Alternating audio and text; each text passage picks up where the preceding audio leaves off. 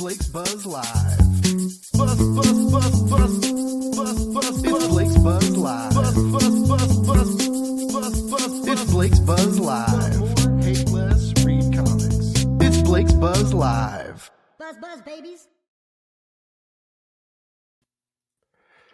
Buzz, buzz, babies! It's a special episode of Blake's Buzz Live, and I am here with Jason Muir and Marcus Nasso, who they have both no strangers to the show. They've been on a couple times, and but unlike recent events, you know, we've been celebrating their direct market releases with By the Horns, and now they've taken crowdfunding by storm. They are live on Kickstarter right now, doing very well. So I mean, they didn't even have to come on my show. They're already like funded and sitting pretty. So you know, but I'm still very happy to have you guys back on. Always a joy to talk to you and share stories like we were in the green room about Jason's struggles with brushing his baby's teeth. You guys miss those special moments that we get in the back alleys of Blake's Buzz Live. But how you guys doing tonight? Good. Thanks for having us on again. Yeah, man. Yeah. I want to keep dancing that theme song. Buzz, buzz, baby. Buzz, buzz, baby. I always tell people that's the best $50 I ever spent. And I've bought some questionable things for $50.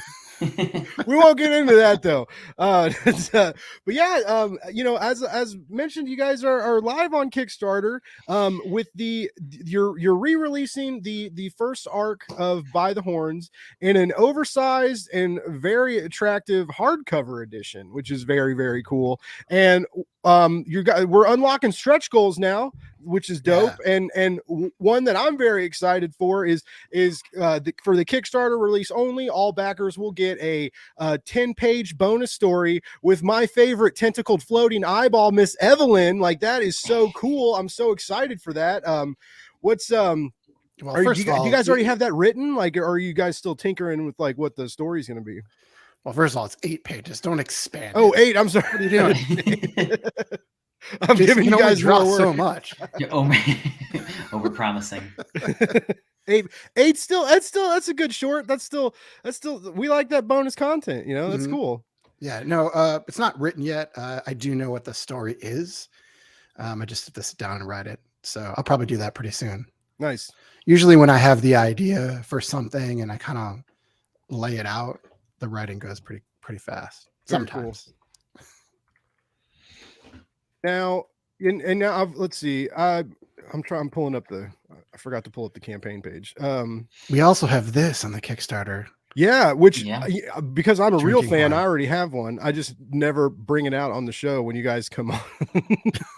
I bought that from Marcus when he lived in Hawaii, and then like had to suffer the shipping costs gods. And then if I would have waited, I wouldn't have got one, I guess, because they sold out. Because I remember I bought that and it was fine. It was fine. It was well worth it. But yeah, that was like an awesome package I got from because I got the Voracious and the pin, and then the horn and the VHS variant cover. And you wrote me a really nice note in the package, and I thought that was really cool. And I have that in my Blake's Buzz scrapbook now. I don't really have one of those, but it is saved it's in my filing cabinet. But yeah, like it's you know, and it's a nice horn. Like it holds. I remember it holds 2 bottles of beer. I found that out when I filled it up and chugged it for a. No, each horn's a kind of different size though, because I have 2. I kept 2 of them from the initial run. We didn't do that many in the initial run. Is it the same design, like the same logo on it? Same logo, but every single horn they is just unique. Look a little different. Yeah, every horn, because every water buffalo, that's where they come from, is unique. So I specifically asked them to do black horns, the darker horns, but you never know what patterns you're going to get. Like this one's got a very gray, almost like a woodsy kind of feel to it. But I have ones that are just like jet black, which are pretty cool too. Ooh. Did you get some, Jason, or did they leave you out of that? Do I have a horn? I don't think I have a horn. Yeah, you have a horn. Of course you do. Oh no, I do. I think I do. Yeah. Jason doesn't drink that much. How do you forget one of the greatest pieces of comic merch ever in the history of comics? It's a good merch item. Like it's so like that. I still need to get I need to get it before you guys sell out of them. I think you still have a few left. The vinyl, the vinyl and the special cover. Like Oh yeah. It might have sold out actually Son of a bitch. in the I know I waited add-ons. too long. Yeah. I might have more of them, but I don't have very many left, so I was kind of conservative with it. Mhm. I have to go through all my stuff because we got C2E2 coming up next week. Yeah. I want to go through all my Exciting. stuff, and if I have some more vinyl, then I'm gonna throw it up there. Yeah. Yeah, definitely. That's a good table item to sell at a con. Yeah, I'm jealous. I would love to go to C2E2. But I just did Planet last weekend. I know. I saw all the videos. It was Dude, awesome. I have so many more videos to edit. I'm so excited. And but yeah, I was so exhausted, and I definitely went way over budget. Like the day of the con, the first day, I walked in on Friday, and like people, it wasn't super busy like right at opening on Friday. And so like Jimmy Palmiotti, David Mack, like they were all right next to each other, and Garth Ennis, and there wasn't like anybody in line anywhere. And so like right off the bat, I had Jimmy and David Mack like remark Daredevil hardcover for me, and like I walked in and spent like $130 in like the blink of an eye, and I was like, oh no, I was like, I can't do that. But yeah, it was like, man, it was an absolutely amazing experience, and now like even regardless of like how tired and kind of stressful it was, sort of, because like Sunday was a lot, like because everybody wanted to do interviews and said Sunday was the slower day, so they were like, just keep track, come by, swing by, if it's slow, we'll do the interview. So I had like 8 people that had wanted to do interviews that I had to like just kind of keep making these circular rounds and like wait for like no lines at people's booths and stuff, and I kept like, I was like running out of time, like because Sunday it ended at 5, and it went from like, it was like noon, 1, 3, and I was like, oh my god, I was like, where's time going? And so like, but I got, so where you say that you were buzzing around? I was buzzing, I was buzzing my little wings off, man. Like, that's goodness a dad gracious. joke for you, Jason. Thank you. But yeah, and you so interviewed cool. Maria Wolf, who's my buddy. she they let me in early on Sunday, and so we actually got to sit down for like about 25 minutes and had a nice talk because the con hadn't started yet, and then I haven't shown off with Maria because you're a talker and so is she. Yeah. Okay, dude. She was so fun to talk to. Like I kept stopping by her booth like in downtime, right? And then like I would get caught up. Like we would chat for 20 or 30 minutes every time I swung by, and I like, she was drawing some crazy pieces for clients, and so like I would watch her draw every now and then like, so yeah, even before we talked for an hour and I wasn't even recording. Like we just were like chatting, like having a good old time. But yeah, she was awesome. So cool to meet her. I got this amazing, she does these remarks, right? And she takes white out and like whites out a portion of the cover, and then draws in the little whiteout spot. And she did I had her do her Echo cover, and so she did an Echo remark for me, and then I had David Mack sign it, and I was like, it's the fucking most gnarliest piece, one of the gnarliest pieces I have now. It's so cool. Like but yeah, it was like a thank you. And Marcus on like kind of I had Marcus on like, kind of introduce us on Twitter. She kind of knew who I was, but not really. And but yeah, like I really appreciate you doing that, because I'm such a big fan of her, and that was a great. We had a really great talk, and she's so funny, and then we took that picture of like us howling together at Comic-Con, and what people didn't realize is that we really did like stand in the middle of the floor and like screamed at the ceiling, like, oh, like people were staring at us like we were fucking crazy. And I was like, yeah, we weren't just posing, like we were howling at the moon in the middle of Comic-Con. Wow, that's awesome. So yeah, it was a really great experience. And I hear C2E2 is like another like great Midwest con that's like, it's even busier than Planet. And yeah, like one day I'm gonna go, like, because all I want to do now is do more cons. Like, just like it'd be so cool to travel and do, especially if I can get like press passes. Dude, I felt like a fucking rock star, dude. Like I was going, I had that badge, and like I was getting to go, like I got to go up to panels, and I could like walk around and ask the guys to take a picture, and like I got to walk in front of Kevin Eastman's line and request an interview. I was like, dude, I was like, they like let me in privileges, the club. Man. Yeah, it was dope, dude. It was so cool. Shout out to we've got some people in the chat here. We got, what's up, Ignacio? We got Bell Rock. What's up, guys? Thanks for tuning in. Awesome. But yeah, we're not here to celebrate me and my awesome achievements. We are here to celebrate you guys and your awesome achievements. Oh, and okay. Great. But I'm so excited for this Kickstarter, and I'm really excited. Like you guys broke 13,000. You're at 196 backers, almost at the 200 backer mark. Like that's got to feel good. Like, and you guys are coming off the cusp of, I think every press outlet gave you guys awards for By the Horns this year, like top comic accolades and stuff. Like you guys were getting tons of love on those end of the year shows. Like, how's that feeling? Awesome. Yeah. I mean, yeah, it's very nice. I mean, I know, like we like, it's not like winning an Eisner or like a Ringo, but I mean, I think it's cool that you guys have such a big and growing fan base. And I continuously see like more people buying your books. Like they see people talking about it on social media. They're picking up the trades. Like more people are experiencing By the Horns. Yeah. It's cool to have a loyal fan base, you know? Yeah, I think it's better actually. Go ahead, Jason. Yeah. Yeah, like a strong vocal fan base, you know, that promotes your book and helps you, you know, get the word out. Like they they preach the good word By the Horns to other people. That's awesome, you know.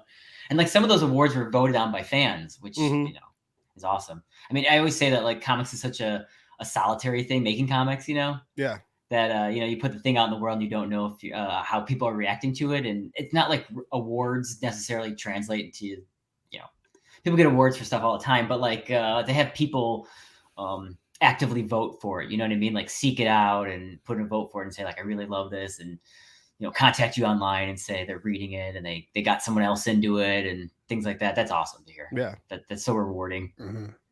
Yeah, I think it's actually better. I mean, it'd be great to be nominated for a Ringo or an Eisner, but I think it's actually better to be nominated for these websites and stuff because, you know, a lot of those bigger awards, they're going to be focused on so many of the larger books from DC and Marvel. Yeah, you're going to get indie stuff in there as well, but to be recognized in the community and to be able to build that fanship, that readership through some of these websites who just really love indie comics is special, I think. Yeah. So it was really tremendous to get some of those awards.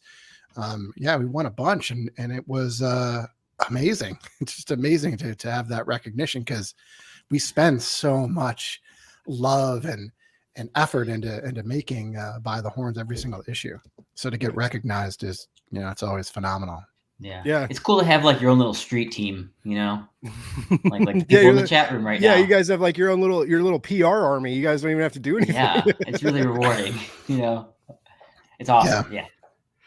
Now, I mean, I'm imagining like, do you guys think that kind of helped with? Because I know you've been popping on a lot of podcasts, doing interviews and stuff for the Kickstarter, as you know you do. But you guys were pretty cool to indie podcasts even before then. Like you guys are always real open to interviews. You know, even Jason with the new kid and stuff. Like you know, you're still making time to do all that. And I know it helps you guys too. You know, but it's also cool. It's cool for the fans. And I've long thought that like you guys treat your fans extremely well, and you're always so grateful and humble, and that's what I appreciate about both of you.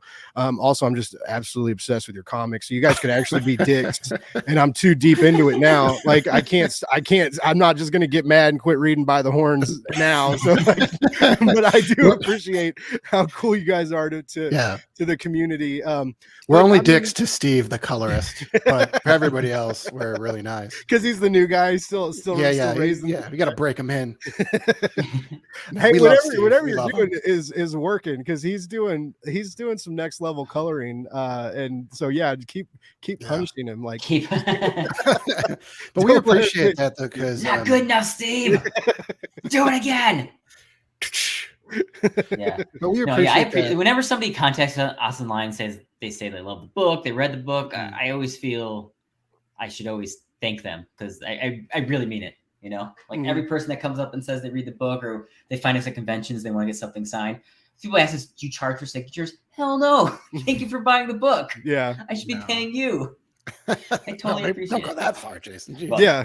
Well, no, I've No, hang on. the I got a few baby, I times got a I've baby. talked to you guys, I've told you that I'm always surprised at what you charge for remarks. Very similar to Maria Wolf. Like you put a lot of effort into your remarks, and a lot that like a lot of bigger artists that don't, right, and they'll charge you 50-60 bucks and do like a quick little doodle, and which is still cool, right? You're getting a piece of history, but you spend a lot of time on your remarks. And I when I bought the trade from your web shop, like I asked Jason to do an Evelyn holding the blaster rifle, and like he used Yeah. like a couple different colors of pens, and like it's absolutely beautiful, and like it's amazing. And you're very competitive like in your pricing for that on your web store too. And I made the joke a couple times that like we all need to take advantage of that before you get too big and start charging like real money for that stuff. Cause I'm in my opinion, man, like, I mean, your drawing is,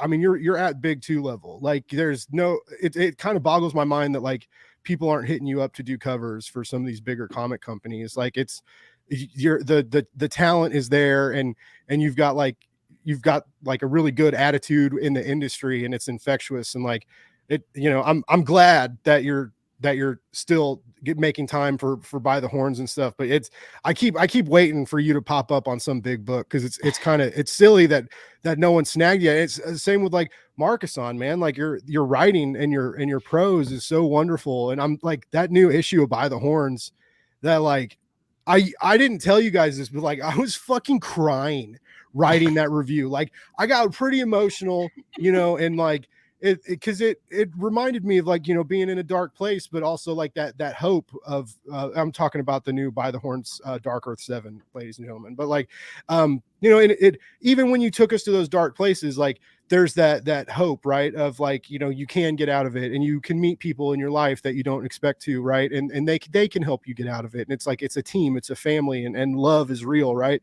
And like it really got me in the feels. And then when I started writing the review, and I'm fucking like at the laptop crying, and I'm like, this is either going to be really good or like just Blake's crybaby hour in a 500 word review. And so I ended up I think it worked out. But yeah, I was very emotional, and I'm kind of terrified of this new arc, guys, because I feel like that was like a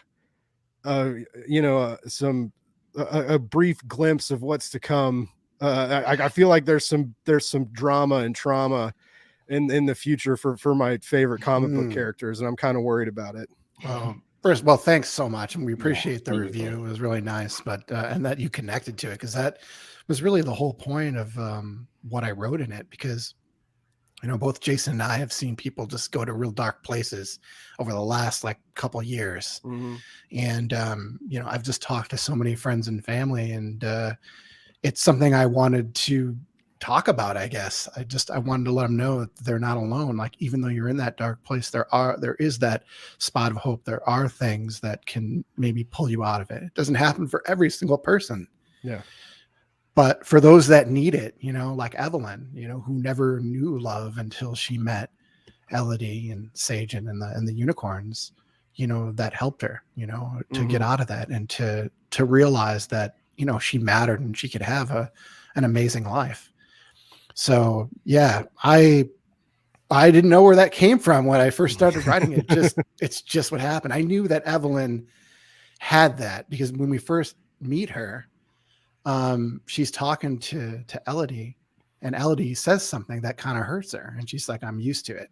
And so being this slave that whole time, that she was affected by it. And so I knew I was going to address that at some point in the book, and this just seemed like the perfect place to do it.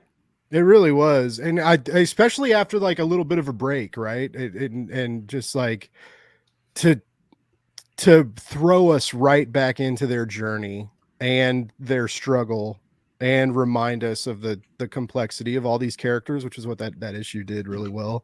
I thought that was just a great way to bring us back into the world, and that this search for magic, and also just absolutely rip our fucking hearts out of our chest. Good God, guys. I mean, like, and then to see, like, to tell it in splash pages too. I want to get more into that, but we got the chats popping off, so this is cool. Ignacio wants to know, are we the Hornies or the Hornies? It's whatever.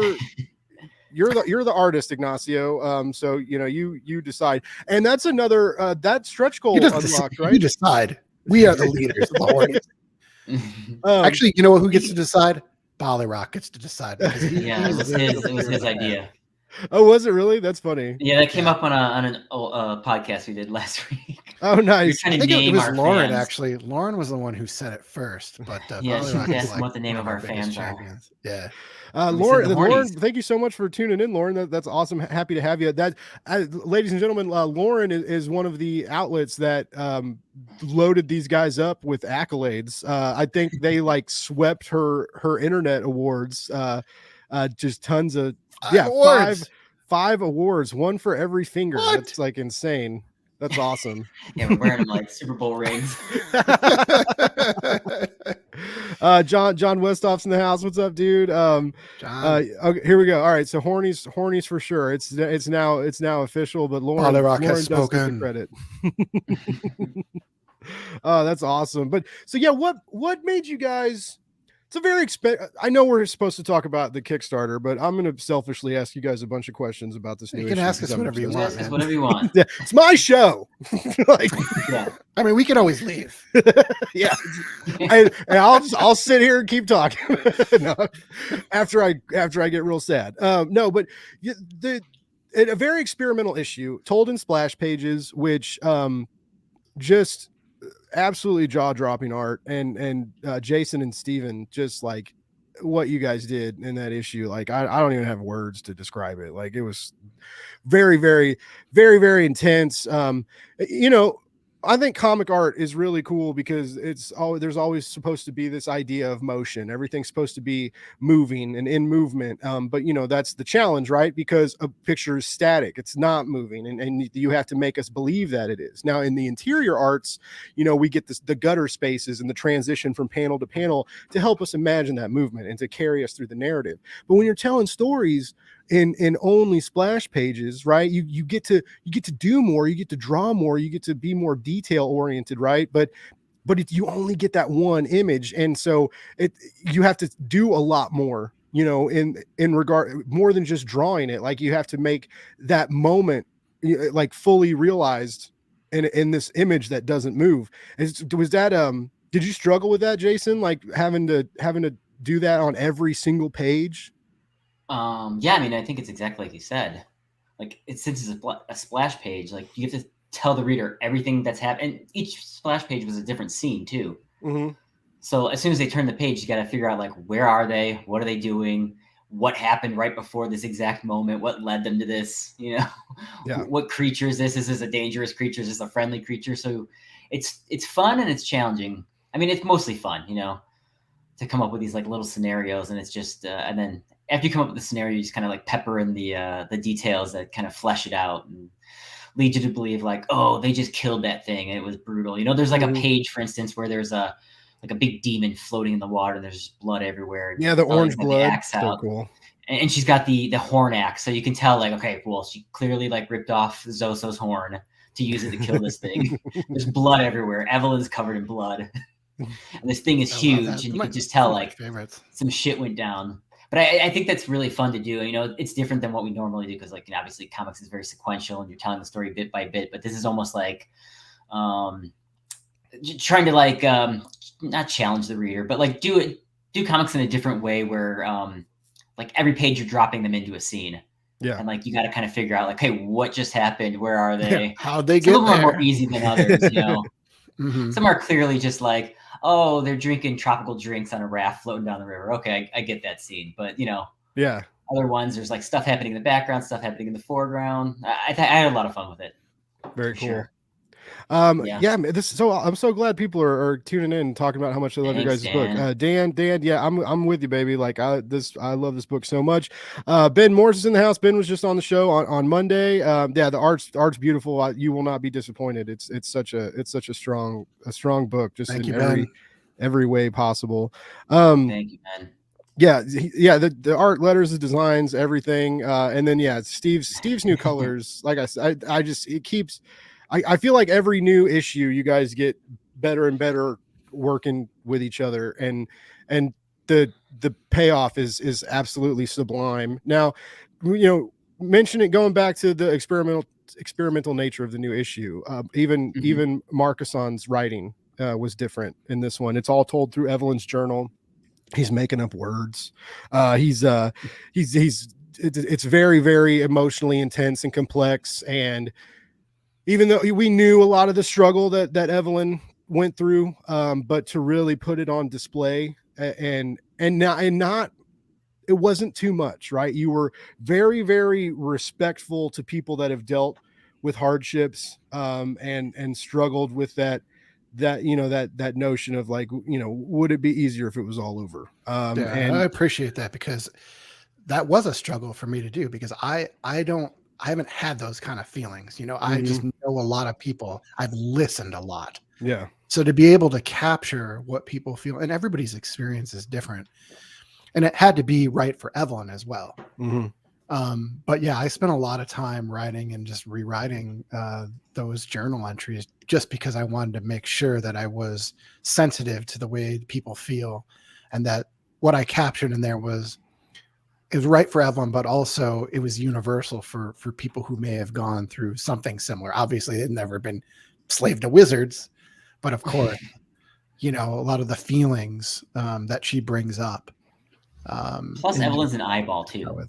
Yeah. If people don't know that, Evelyn's an eyeball, a floating eyeball. He's a floating eyeball. It's also the idea of capturing these feelings that are relatable across any species. Yeah.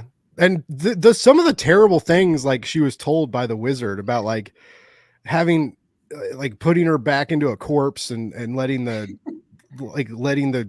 birds like eat her alive, like all like you guys put her through the ringer in this new issue. And now have we it's been a while since I've reread the issues. Did we know like her origin of like coming from like a giant, and like was that all new to this new issue, or have you guys discussed that previously? I couldn't remember. No, when we first meet her, she tells the team that she was ripped from the head of a forest giant. Okay. Yeah, that's what she was told. She doesn't remember being born, of course. Yeah. But that's what was told to her for sure. And there's another part. We don't know. There's another part when they're in the forest and she's like, I think I was born here, but she doesn't really know.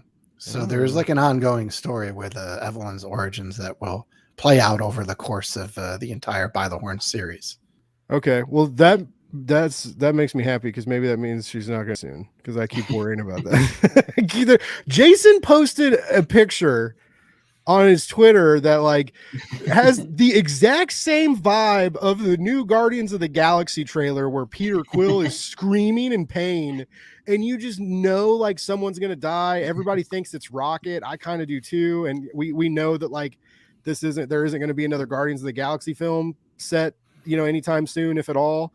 And so this is kind of like the end of the Guardians MCU deal. But yeah, that scene that they show in every trailer is like really, really intense and has me extremely worried. And I got the same kind of like gut twisting, like even now I'm just talking about it, thinking about it, like I'm getting like you should be worried all over. All right. You should be. Oh, God damn it. Oh shit! I'm gonna have to get some happy pills to read the oncoming issues.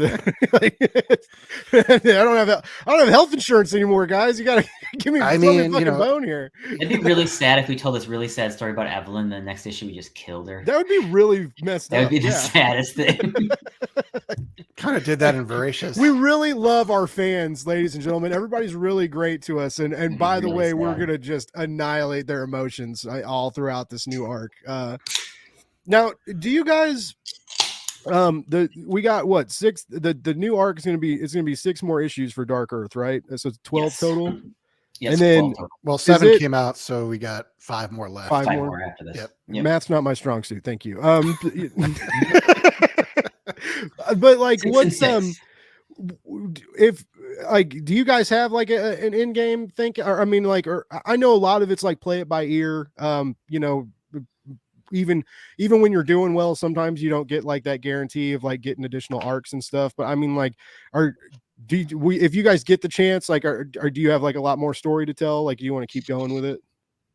Yes. Yeah. No, Yes. It's going to be about 40 issues, 40 to 50 issues. Oh, yeah, that is exciting. Yeah, we have 2 more arcs planned after this one. Very cool. Now, what is Scout greenlighting that yet, or do you have to kind of wait for? Yeah. Well, they said, I mean, well, I'm not going to hold them to this, but James said Sure. to me, Things change every day. they're going to publish it no matter what because they love it so much. Awesome. So, but yeah, I mean, I think, we're doing all right. So we'll see how it goes. But I mean, I have to finish the book. So even if we had to go to Kickstarter or something like that, Well, I mean, good news is if you did have to go to Kickstarter, at least your audience is going to follow you there. Like, I mean, I hope you guys don't have to. I love that you have a home with Scout, and they seem to treat you well, and you guys have a great editor, and things are looking good. So like, I hope you get to stay there and have that, stay comfy, right? Because just Kickstarter is stressful. Yeah, I mean, I think, yeah. I mean, that was one of the things. I mean, there was a few things we wanted to do with the Kickstarter, but I think that was one of them, to see if we could grow the audience, because I think there's a lot of people that get their comics just through Kickstarter. So like, to tap into a new audience and bring in some more fans and see if the support is there.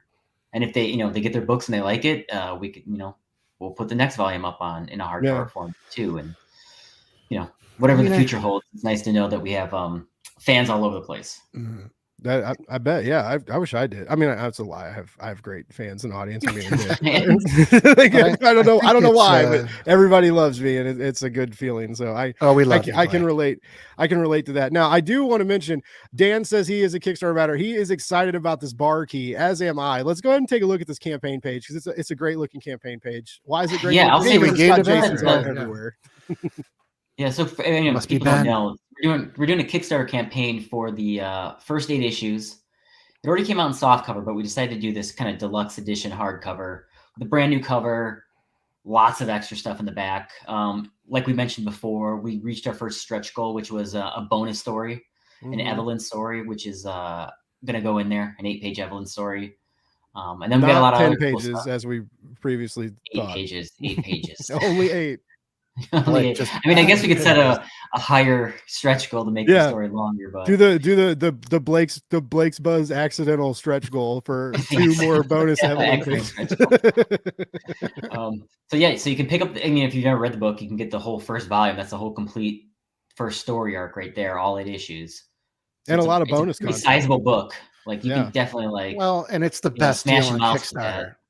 Like, it's $40 for a hardcover for 8 issues with extras. Like, I'm looking at extras. Kickstarters now where they have a single issue is like $20. Yeah, so, I love Kickstarter, but there's definitely a premium that you're paying for. Yeah, we don't really like to gouge people. It's like the same thing we were talking about before with autographs. Anytime people come up to us, we're going to spend the time and talk to them. Like, we make this book because we love making comics. The bonus is that people really enjoy it and get something out of it. And we really appreciate that very much. So whenever we go out to a con, we're going to be as cordial, as nice as we possibly can. We're going to hang out with you. And then when we do stuff like this, we're going to price it at a reasonable rate so that people get it. It's just how we do things. Yeah. I also love this never gets old. I love that you guys do like these like Tolkien level maps and bestiaries and stuff throughout the issues. Like, such the little callbacks to like, the great fantasy genre creators before you that like I feel like a lot of people, if they don't appreciate, they should read better and but I feel like a lot, these little elements you guys do that you don't have to kind of respect the people that paved the way before you, and then just like it makes this even more special and makes the world, makes Slothus even more real. Like, just makes it a little more real, a little possibility. Like, give us that real life magic, right? Well, it's also cool because it shows our collaboration because, I come up with the bulk of the story, but Jason and I talk about everything and he has ideas, and his idea was to do that travel map. And then of course, when he told me about it, I was like, oh, then I got to read all these descriptions for these different creatures, and I actually really got into it. So Nice. as you see the travel maps, we've done a bunch of them. They get more and more detailed as it goes. So it's just cool. We've been working together a long time, and how we feed into the book together. We keep coming up with ideas, and then it makes the whole better than what the initial concept was, or what other ideas have happened from the very beginning of the book. So I like that it changes and becomes something that's both of ours, really. Yeah. Yeah. And I I think love there's Jason's also- back matter too. Like I love getting insight into the genius thanks. at work, right? It's like seeing your layouts and how things change and where you get ideas from. Like I like that you guys take the extra time to make those extra pages to make us part of your storytelling process. Basically, I've always appreciated that about your books. I like that stuff for sure. Like I love looking at artists, process stuff, costume designs, all that stuff. So I hope other people are interested in it too. I also think too that like there's a lot of great comics out there, a lot of great mainstream comics, a lot of great indie comics. So like when you're a small book, you kind of gotta put in a little extra effort, and I think stuff like that puts us a little bit ahead of other people. Just like we're gonna throw in extra stuff because us as readers, we want to read that like little extra stuff. And I think you gotta, I don't know, do stuff to rise to the top a little bit.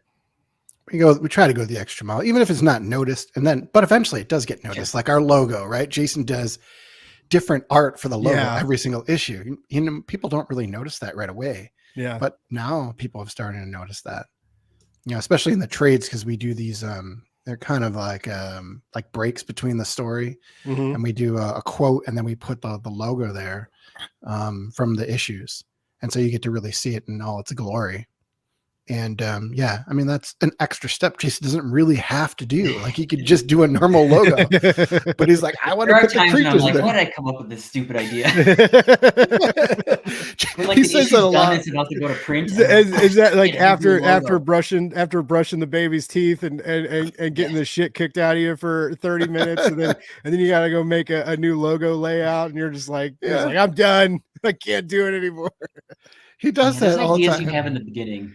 When you're conceiving the book, and then like when you're on issue 15, you're like, why did I decide to do That's this? like going back to Voracious, like the old lady, the grandma and Maribel, and you gave her that like cool outfit, and you said like by the end of it you're like, fuck this outfit. Oh my god, all the I have tassels. to draw it over and over again. He does that. He'll come up with an idea for By the Horns. He's like, oh, I really want to draw this giant forest golem.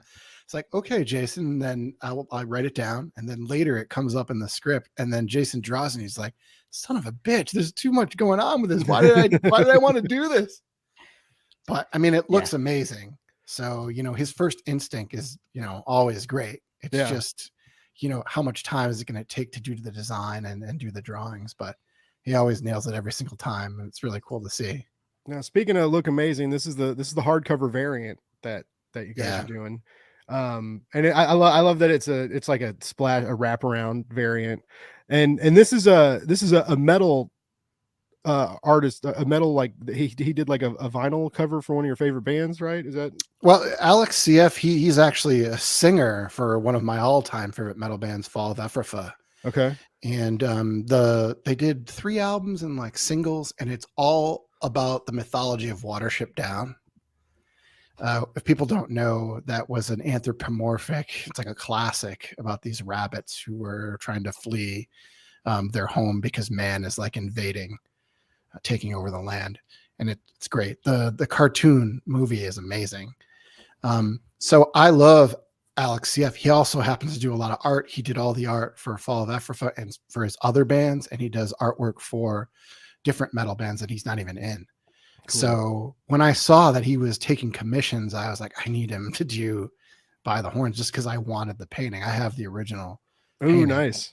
So I didn't do it for this, but I thought, maybe I'll have him do it in the dimensions of a cover, a wraparound cover, because if we ever do a Kickstarter, if we ever want to do a cover, then we'll have it. And that's exactly what happened. So I had it in my back pocket, and just felt like the perfect time to bring it out and put it up on the Kickstarter, because it's just unique. You just don't see a lot of metal cover artists doing Mhm. work in comics, which to me is crazy because metal covers are the best covers Yeah. in music. So I try to get some cool metal artists to do stuff for us. Yeah, I think that really paid out. And this is what I'm excited about is so as I was in the service industry for almost 8 years. Now, and a lot of that time I was a bouncer, but I did they after a while I started helping out behind the bar and I was a bar back, and then they lied to me for years about being a bartender. And it's like I'm watching like these bartenders make crazy money all the time, and and they tipped me out very well and took care of me, but I never really got to be. Sometimes I'd get to make drinks and stuff, but it was like unofficial. And then if I got caught doing it, I could get in trouble. Even if, like, say the bartender left to go have sex with his 22-year-old girlfriend when he's like, or no, she was 25 and he was in his 40s, and he was just like, Blake, watch the bar, and he was like gone for 3 hours. Oh, wow. and so it's like Blake can bartend in those instances and take care of everything, and like we did like all the to-go stuff too, so like Grubhub, Uber Eats, like, so I'm having to like run the bar, do all this, like waiting for Chad to come back, and so I was a really good unofficial bartender. But anyways, long story short, a good bar key is such a wonderful thing to have, right? It's better, like, and when they're painted like this, like, they usually feel a little better. They're nicer to hold. The texture's a little different. Sometimes they have like the rubber sleeve on them. But anyway, so a good bar key is just a nice thing to have in your kitchen, in your pocket, behind the bar. And this looks like a really great bar key. I love the black. These aren't two different bar keys. These are just black on one side, white on the other. Yep. Really awesome design. I love it. Like, what I know Marcus-on likes. I know you're a craft beer guy, and you like the beers. So like, but what made you want to, like, this is a kind of a unique Kickstarter add-on, right? Like, what made you guys want to like ooh, a bar key? Like, yeah, let's do that. Like, where'd that come from? I just wanted to do it. You know what it was is there's this company called Alchemy. They had a different name before, but we had them make pins for us for Voracious. And I thought the pins came out really, really well. They were really easy to work with. And the Triceratops pin, that one? That's right. Yeah. The Gus Horncrasher pin. Yeah. Yep. I got that Gus pin. I love it. It's a good. Oh, thank you. Nice. So piece. Yeah, all right. It's great. So I follow them and I get emails whenever they do new things and products and updates and stuff. And I saw that they were doing these, and I was like, hell yeah, this is great. This would be perfect for By the Horns. And the fact that it's just like you were saying, this it's metal. It's substantial. This is a really nice bottle opener. So yeah, that's how it happened. I told Jason, I was like, I think this would be a cool thing to do, especially if we do drinking horns and all that. So yeah. And then a lot of our merch is booze themed. That's how you know it came from me. Hey, I'm cool with it. Yeah. But yeah, I'm excited. I'm excited for that. So yeah, here's the horn, which I already have one because I'm a real fan, not like the rest of you guys. That's cool though. Jason has one too. He just doesn't remember it, which is fine. That's really sad. But yeah, these are, I remember I've always wanted one of these, and it just seemed like a really good time to, like, I had no idea about this comic, guys. When I first read this, I got a review copy from Scout. Blake's Buzz was fairly new, so I was trying to write as many reviews as I could and put them up on the blog so that people noticed me. And I got this By the Horns deal, and I kind of looked at some of the art, and I was like, this is really pretty. And then I read it, and I was like, this is really good. And then I started talking about it. I wrote the review, and then I ended up buying. I never really cared about those. The Scout VHS variants, and I ended up getting, like I said earlier, I got the VHS variant, and I went, like, to the only reason these guys like me is because a couple times I've just gone to their shop and just, like, spent a great deal of money to buy their friendship, which I'm fine with. It's cool, but no, but I got the VHS. He's not just a podcaster; he's a customer. But yeah, it's a beautiful piece, and they did sell out very quickly, and yeah, they feel good. They're cleaning it's kind of a fun experience, but you know, like that's why I don't use it all the time. But it's when I have busted it out, people are like, oh, they're like, what are you doing? And I'm like I'm drinking, baby. And you know, it's just like I feel like a Viking, you know. I'm like skull. And so anyway, yeah, it's awesome. And so yeah, I definitely recommend if you have the cash to pony up for one. People of these keep asking about them after we made that initial run, and so I was like, Jason, why don't we just bring these back for a limited run so anybody who didn't get it the first time could get it this time. So how you doing on the add-ons for the campaign? Like, are people picking up a lot of this? Oh stuff? yeah, Nice. great. Yeah. People are picking up a lot of horns. Like I said, I guess that was before we came on the air. The records. So we did the vinyl with the song for the first issue. We put up 10. Those are gone, I think. And yeah, we've gotten a lot of people who want the add as the prints, like Ignacio's awesome print. Yeah, I love this Ignacio print. And he did stickers too, right? So there's a print and stickers. Yeah, Ignacio's awesome. So I asked him to do a print, and he was all for it. And he did a cover for you guys for the first arc, right? He did. Or the second arc, I think. Yes, for this arc, it was like issue 2. I think it was 2. Yeah, he did a cover. So I asked him to Pulp do Fiction, like Elodie's like pointing the gun. Yeah. Like, I love it. Yeah, it's a great good piece. So I asked him to do this print, and he did that. But then he also just popped them out and made stickers. He's like, "Hey, I made these stickers just in case you might want to use them for something," because that's just the kind of guy Ignacio is. And I was like, "Absolutely want to use. He loves to work. They're amazing. He loves to work. He really does. He does. He's just a really great guy. And so, you know, that print that he did could be a cover." Mm-hmm. And I love close to pulling the trigger on that, but you know, it's going to be a great print. Oh, he's still in here. Like his ears are burning. Oh yeah, he's still there. Yeah, there he is. Awesome. Thanks, Ignacio. Yeah, Ignacio. That's great. He's actually, I'm talking to him. He does my co-host on Tuesday nights, Cole. We do Blake and Cole read a book now, and he's done some work for. They used to all be in this comic book burrito and deal, and when I started launching, I was like watching them do live streams and was very like inspired by them, and they have like a really great following, and they built like a really great community around them, much like Lauren's doing with her show and stuff. It's just like I love when we use our outlets to like bring people together and really not just celebrate comics and celebrate you guys, because you get enough. You're fine. But I like it when we get to pull the community, and when it, especially like in the real world, like my friends are very supportive of me and they'll listen to a podcast every now and then, but I don't have a lot of people to talk comic books with, and so that was one of the cool things about the con, like waiting in line with people and just getting to like talk about what we're excited about, what we're reading, and making friends with everybody, and like everybody's just excited and in a good mood. I'm not used to that, and so it was like very cool. We aren't either. Like it's cool, like, right? Like Voracious, we didn't really have a community. I feel like we're much more active in a community that nice. We've met so many more people since we started doing By the Horns. Ignacio just sent me a message out of the blue just because he liked By the Horns and wanted to tell me about that. And so that's cool. I looked at his artwork and I was like, this guy's a freaking awesome artist. Yeah. So that's how he ended up doing a cover, because when we do variant covers, we just really want to showcase people who are up and coming. There's no real reason to do variant covers for us other than to say, hey, this is a great artist. We want people to see their work.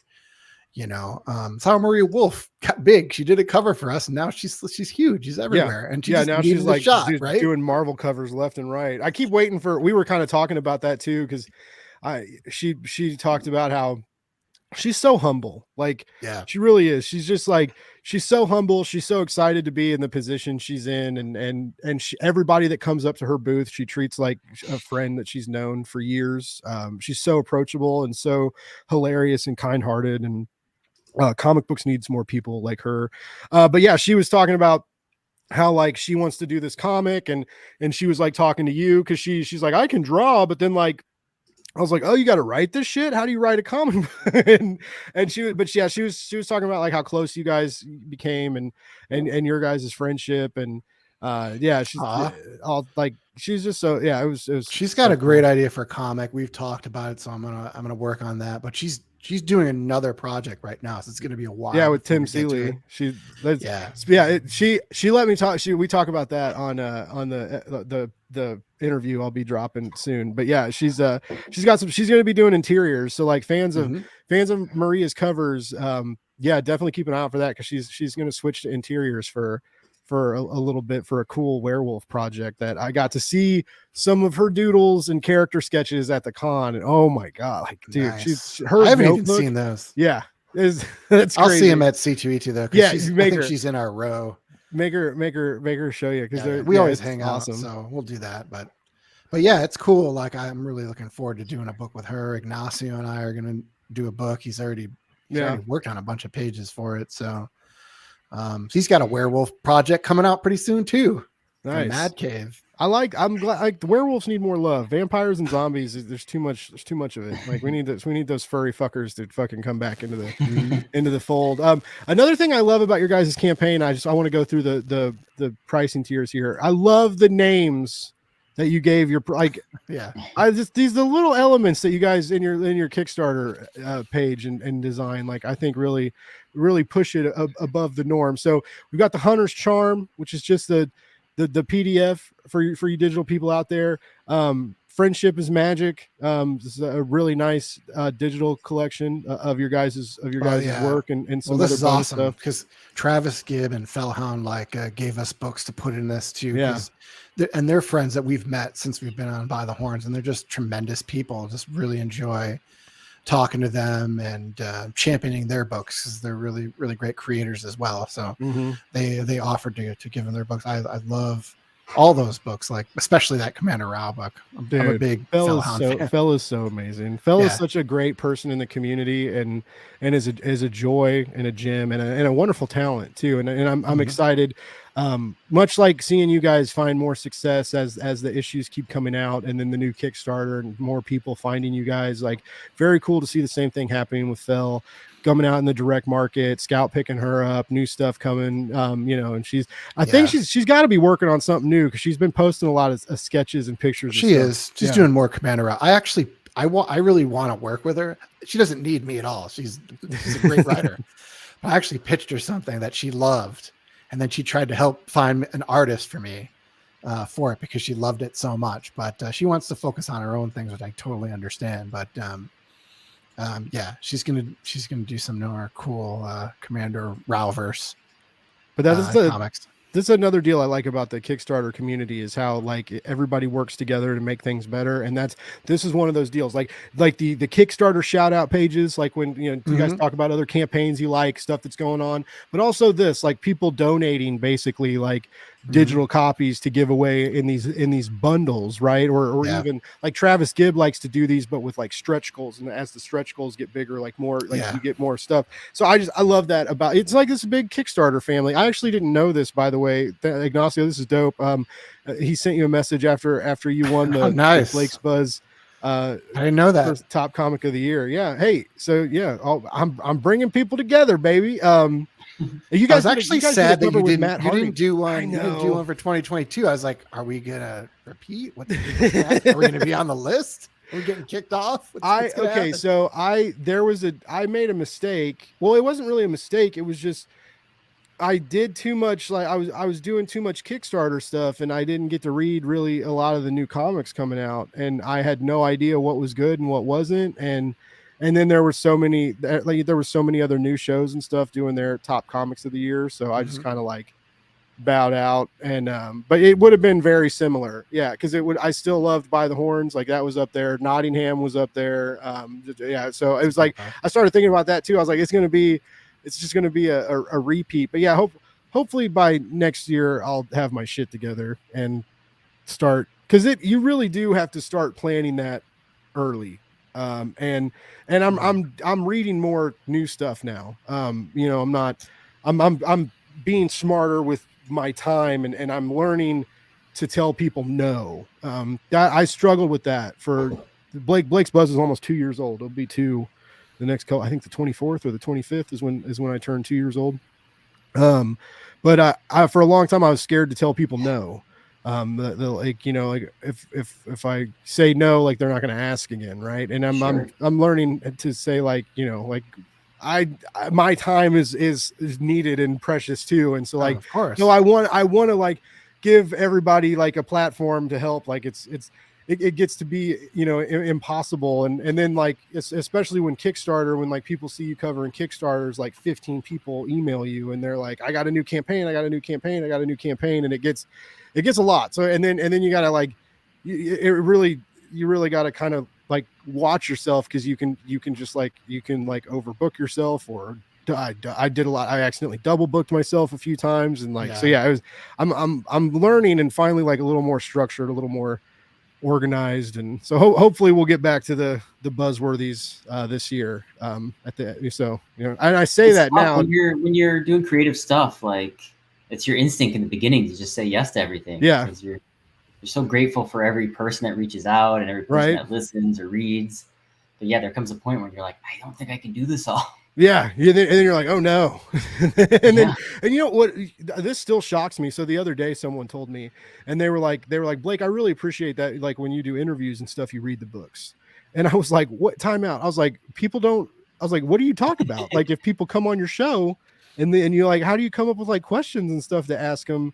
Like good questions, not like superficial, like what made you come up with this, or like how's the trade doing, what did your audience think, these like vague questions that like everybody asks. And I try really hard to communicate with you guys. Like people ask me, like when I have like a guest or I'm nervous, like a bigger guest, or like, oh, what are you going to ask them about? And I'm like, I don't know. I fucking read a bunch of their books and then I see how the conversation's going and talk. Like, and some people are like, wow, you're insane. Like I can't do that. Like I can't do that, like free ball and structure. Right. And I'm like, but I do my homework. Right. And I know what you guys, I know how you guys write. I know how you draw. I know what kind of vibes you bring to the comic. And when I know that, I can steer the conversation into good places and keep the conversation alive and invigorating and fresh. And that's one of my strengths as a podcaster, as a host. And it really shocked me when people told me like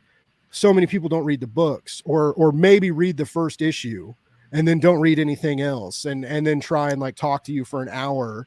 And we've had that happen. We've been on a couple casts where they didn't actually read the book. So it hasn't happened in a long time, but that's good. Do you call them out? Do you like? Are you ever like? Did you read this? Like, I mean, to me, listen. I don't care if you are interested enough to do an interview and talk about the book. Then I'll come on.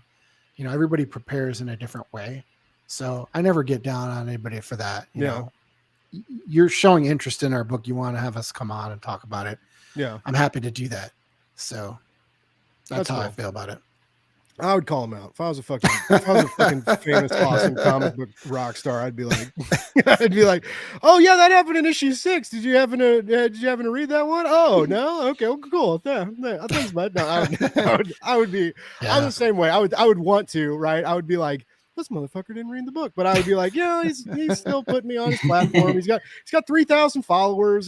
So I'll let him, ask me. I don't usually do that. I mean, I don't know.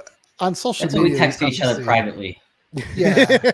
Can you believe this Blake dipshit pulling his shit again? Jason and I will do that. We'll work shit out. We'll talk about it and actually feel better about it, And then we can always decide what we're going to do if there's something like major. But that's what I appreciate about Jason too, is that he's a partner, co-creator on the book, but we talk about all that stuff. It doesn't even have to be about the book. It could be about production. It could be about an interview. It could be about anything. Yeah. So we discuss that stuff. Blake. It's like are you happy, Jason, that he moved back? Because you guys don't like hang out like all the time because you have your own lives and stuff. But I mean, like when he was living in Hawaii, that made things a little bit different for you guys, right? Sure. I actually visited him in Hawaii. Oh, nice. Right after he moved, my wife had like a work conference in Hawaii on his island. Not his island, he owned it, but the island he lives on. So I saw him like within like the first, 8 months of him living there. Cool. Which is good because not many people could visit the island because of the pandemic. So you got in there. Oh, wow. I didn't even think about that part. Yep. Yeah, Jason lives pretty far from me now because he's way out in the suburbs. He's basically on another planet. The suburbs. it's not even the suburb. It's like the woods. It's like I don't even know what it is.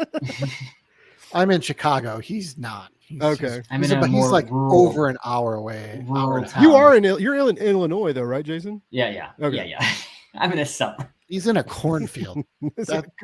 Yeah, he's in The field of problem is dreams. to get to, like, in order to get to my house, you have to get off the expressway and drive through a bunch of cornfields for sure. Okay. So it makes it seem like you're going deeper into the backwoods, where there's going to be rickety signs that it's like Jurassic Park when the sign spins, it takes you off the path. My wife threw me a surprise birthday party this year, and they had it at our local brewery, but the brewery bought the barn next door, so it was definitely. It was in a barn. They set up a beercade in their barn. So that I remember help. you posted. That looked like a good time. I remember you posting pictures of that. It was a good time. But of course, it made it seem more rural. The fact that it's like, hey, come out to my weird barn in the woods. Come out to my barn party. We have 90s arcade games that I was like, half of them absolutely don't work. Jason was cute. He's like, I can't believe you came all this way out here. I was like, well, of course, it's like your birthday. It's a big birthday. You turned 40, right? I did. I turned 40. You look fucking younger than everybody else. Like it's like the genes in your family. Like congratulate your parents, sir. It's like you do not look like a 40-year-old man. You could be like 27. Oh, thank you. Yeah, I got that was a cards fun the other party. day. Yeah. It was a good It was time. I really drank fun. too much Sparks, mead. thanks for tuning in, Sparks. Appreciate you. He had a show tonight. I didn't know if he would pop. Oh in, yeah, so. Sparks. We did. You guys Sparks been show on. You last guys week. been on his show. Yeah. Yeah. Who's your favorite? Who's your favorite show to go on, guys? Oh, boy. This is Lauren's my uncomfortable. favorite. She gives us awards. Yeah, Lauren We got 5 does awards load from you up Lauren. with the accolades. I can see that. Yeah, She gets really gives us excited. big, She does like- games. She has games on her show. Yeah. Oh wow. So There's then it would be cash Jeremy. prizes. I like Jeremy a lot. Cash prize. All the awards came with money. Damn. Jeremy also cried when he read "By the Horns Darketh" #7. I did. When I he read that. it. Yeah, I read. He got Yeah. really emotional too. I appreciate that. That's how you guys decide who your favorite host is who cries harder. Who cries? Yeah. I'm gonna do cries a publicly. live read of the next issue and see like see if we You get know the what's funny tears about flowing. 7? So like a little backstory. Like 7 was like, I was like, I think we should do an all splash page issue. That'd be fun. And then in order to get Marcus on board, I think he'd be on board with it anyway. But I was like, you can write like prose narration. I feel like that's something you've always wanted to experiment with. Mhm. I've like that's like a cool new thing for both of us. I do all splash pages. You do. All I didn't really prose want to do narration. any of that. You don't want to do prose narration? No. All right. Well, I thought it would be a fun thing. I thought it'd be a Jason fun activity for us. Yeah. But anyway, so in the beginning, I was like, oh, I got all these ideas I want to use. Maybe I can just like work them into the story, and you can kind of come up with a narration around it. And like, I had no idea Markson was going to come back with this like super deep, super emotional story for Evelyn. Yeah, Like, you some know, of the pages are like outright funny. There's jokey pages. It's probably Yeah. like our jokiest issue in terms of like the visuals, but like some of the narration gets pretty heavy. Mm-hmm. yeah, and I almost called you about it too, but I was like, this is too good. Like Jason Ball, he'll be all right with it, I think. So yeah, I It'd be didn't. It went heavy, yeah, and I think it worked well because you had some of the fun things. But Jason had ideas of what he wanted to draw for each page, but I also gave him a little bit of direction, which was, okay, Evelyn has to be doing this in it. Like this is what I want Evelyn to be feeling in it, or experiencing it. Do whatever you want, but that's what she should be doing in it. So, he did that, and so you'll see when you read the narration, even though they're traveling across Yalastra and what she's describing is not what's happening on the page, Mm-hmm. there are similarities on each page to what is written. Yeah. And so that was really important to me to make it into a story. So I'm never opposed to any ideas that Jason has because he has so many good ones. But it just has to be able to fit the story well. And this is the case where he has ideas. Sometimes I cannot get them in the book. Now, after this issue, I've gotten everything in the book he's ever asked for. But a lot of those ideas that were in 7 just could not really fit. Okay. There's that scene where there's creatures chained up and there's like a ritual going on. And I was like, where am I going to put this? Jason really wanted to do this. He really wanted to do this image. So when he came up with a splash page, I thought it was a really good way to to show them traveling across the continent for us to get from point A to point B. Yeah. It moves the story along. You get to see Elastra because you've never really been on this continent. We've only seen a little bit of it. Mhm. Jason did some awesome work on it in issue 6, where you see them traveling, get off on the boat on the beach, and then they travel through the woods, and it's beautiful with Steve's colors and everything. And those were pages Jason just drew as like, draw whatever you want. They just have to go through the woods, and this is where they have to get. So, but I like to show, I don't like to over explain things, but I like to show, where they are and how it affects the characters. So when he said, let's do this splash issue, well, this is great because we get to show Elastra, we get to show how magical it is. Mm-hmm. And then I can also do a lot of character work. And I think the original suggestion was, Jason's like, oh, you could do it from different perspectives of the characters. And it's like, I don't think that works for me. I think I'm just going to do it as a journal from Evelyn. It just popped into my head. And that's how it was born, And then I wrote the script. Jason had some ideas. And so there were certain pages where I knew what the idea was, like, oh, you could put that idea here. You could put that idea here. And then I would talk about how Evelyn was feeling, how she should be interacting with the other characters. And then he would just draw whatever he wanted to fit that. And it worked out great. It was a lot more work, I think. Yeah. It was weird because I wrote less script. Yeah. But it was more work. Just because it was tricky from an art perspective too, because like Mark-san said, I sort of have like a, like a notebook on my computer of like ideas. Most of them are just visuals, like, oh, it'd be really cool if they ran across this, or they were like on a river or doing this, blah, blah, blah. Mostly just like fun little things I want to draw. And when Marcus-san gave me the, said like, go nuts, do whatever you want here. I really had to sit down and be like, okay, what am I going to put in this? Where, like, how am I going to fit this in? Yeah. Like, what am I going to choose? It's like getting free play at the arcade. You're like, oh shit, what do I play first? Okay. I'm going to definitely play Mortal Kombat for like 5 minutes, but then I'm going to go do some skee ball. Wait, hang on. Maybe I want to do skee ball first. Yeah. So it's like, it's a fun challenge, but it's definitely a challenge. And it was the 2 pages that I really, I guess, that I wrote more were in the middle, where you see Evelyn and her face is reflected in the pool. Mm-hmm. And also when she's working on the raft. Yeah. And those are like the most heartfelt parts of the book. And I wanted them to be splash pages because you so often see the action sequences in the double page spreads. I wanted to flip it. And Nice. Jason was like, I'd rather give it to like something else. It's like, oh, this is the idea I It's have. the moment. Yeah. I want the most intimate moments to be the biggest moments.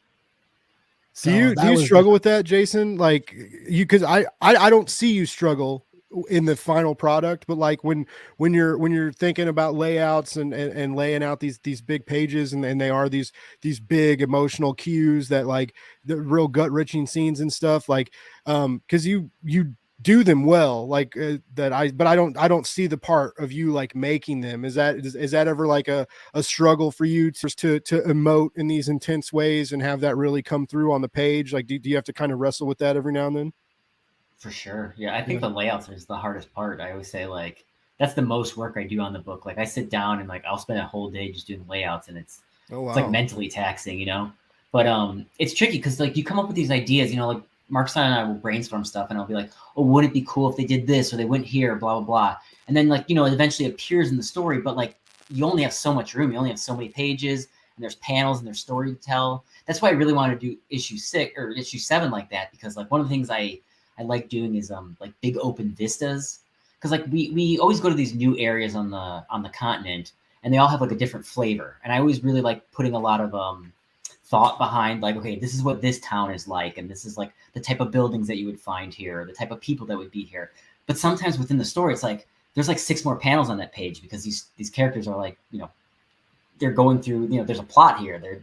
They're talking, they're doing things. So like we don't have the space to like do these big wide open vistas, and we do it a lot in the book. We do find room for it, but just like, if you notice in our book, like every couple pages is like a new creature, a new vehicle, a new town, a new like whatever.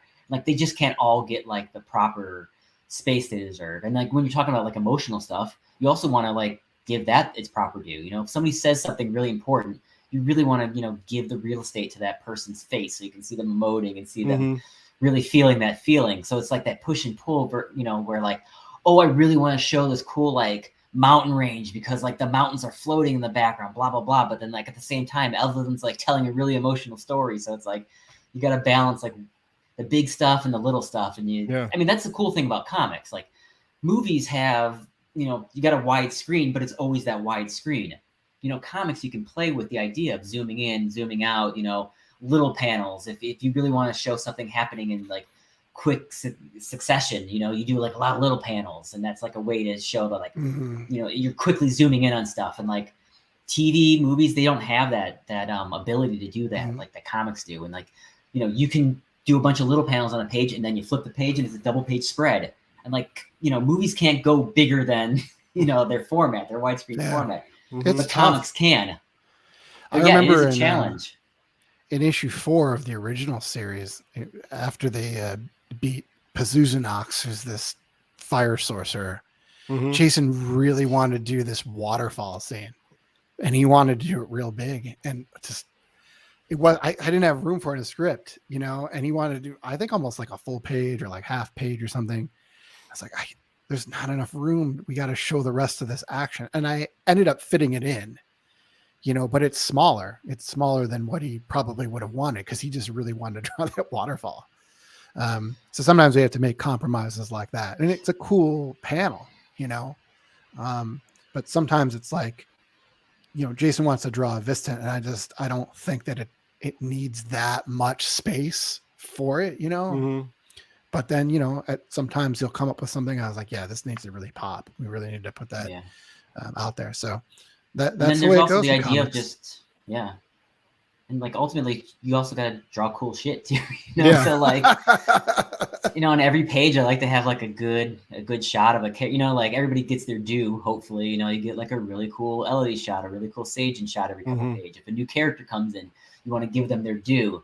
So like, even if it's like 6 panels on the page and it's a talky page, if a new character enters the page, you got to really like make sure the reader gets a good look at them. Or if they're in a room that like something's very important in the background, like they're in this this study, and maybe there's like a really important like book in the background. You got to really make sure you like pull back and show that element, because it's going to be important later. Yeah. And sometimes I'll do a panel and I'll purposely make less panels on the page because I want to give Jason more room to draw, and then he'll actually add more panels so he can choose different progression of action. So, because I think, maybe I should give him more space. I shouldn't try to, because I like to do a lot of, I guess, reactionary panels in it. Like I like that storytelling. I want to see the characters' reactions to things. I don't like to just put everything in one panel and then move on. Sometimes I like a pause. I really like pausing in the action and just showing the characters and how they're emoting. That to me is really important in comics, but it's not always space for it. So I try to be conscious of that and about how it's going to flow for Jason when he's drawing.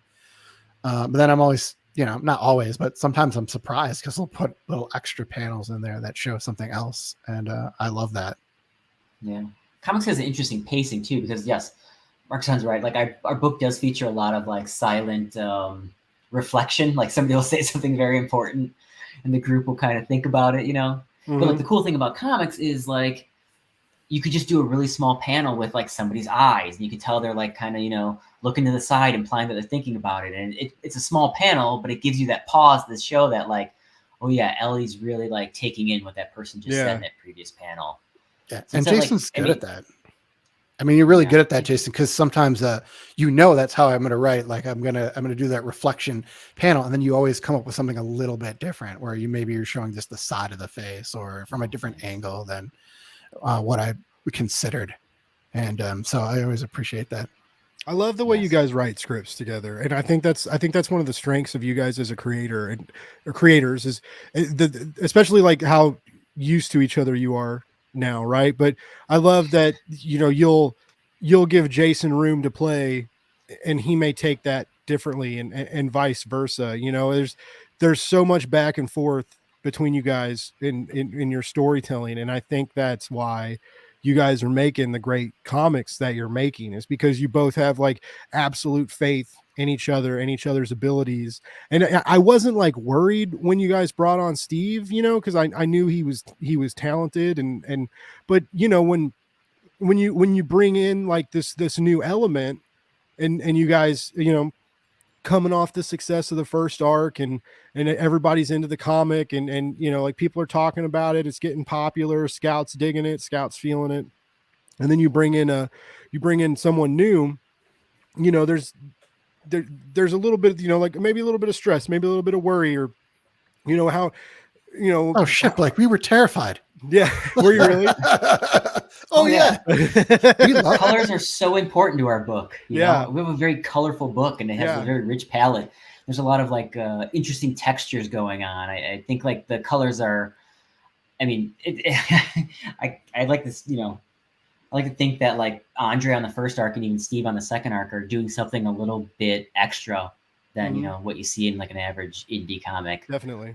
So like, you know, in the first volume, like Andre set the tone and he really like brought it. I mean, at the beginning I said, I had this idea. I think I really want to make a really colorful fantasy book. Cause like fantasy books aren't typically really colorful like that. I want to make the world really rich. And like, you know, really, we have so many creatures in the book play with like textures, you know, scales and feathers and fur, and like really communicate to the reader what's going on there. And like Andre set, you know, a tone for sure. And so when we were looking for a new colorist, you know, you don't want them to feel like they have to do things exactly like Andre, but obviously like there's a look to our book. And like, yeah, that was a huge stressor thinking about that. Like, can we find someone that's as good as Andre, will feel like they can bring their own flavor to it, but also like continue on the general vibe and the general level of quality that Andre had set up. And yeah, Steve. I mean, we had Steve worked with excels. Andre for a long time because he did a short story for us called Never Alone. It's a horror story. And then he also did 15, I guess it was 14 issues of Voracious, but some of them were, they were oversized. So it was almost like 16, 17 issues of it. So, you know, we had worked with him for a very long time. We really like that guy a lot.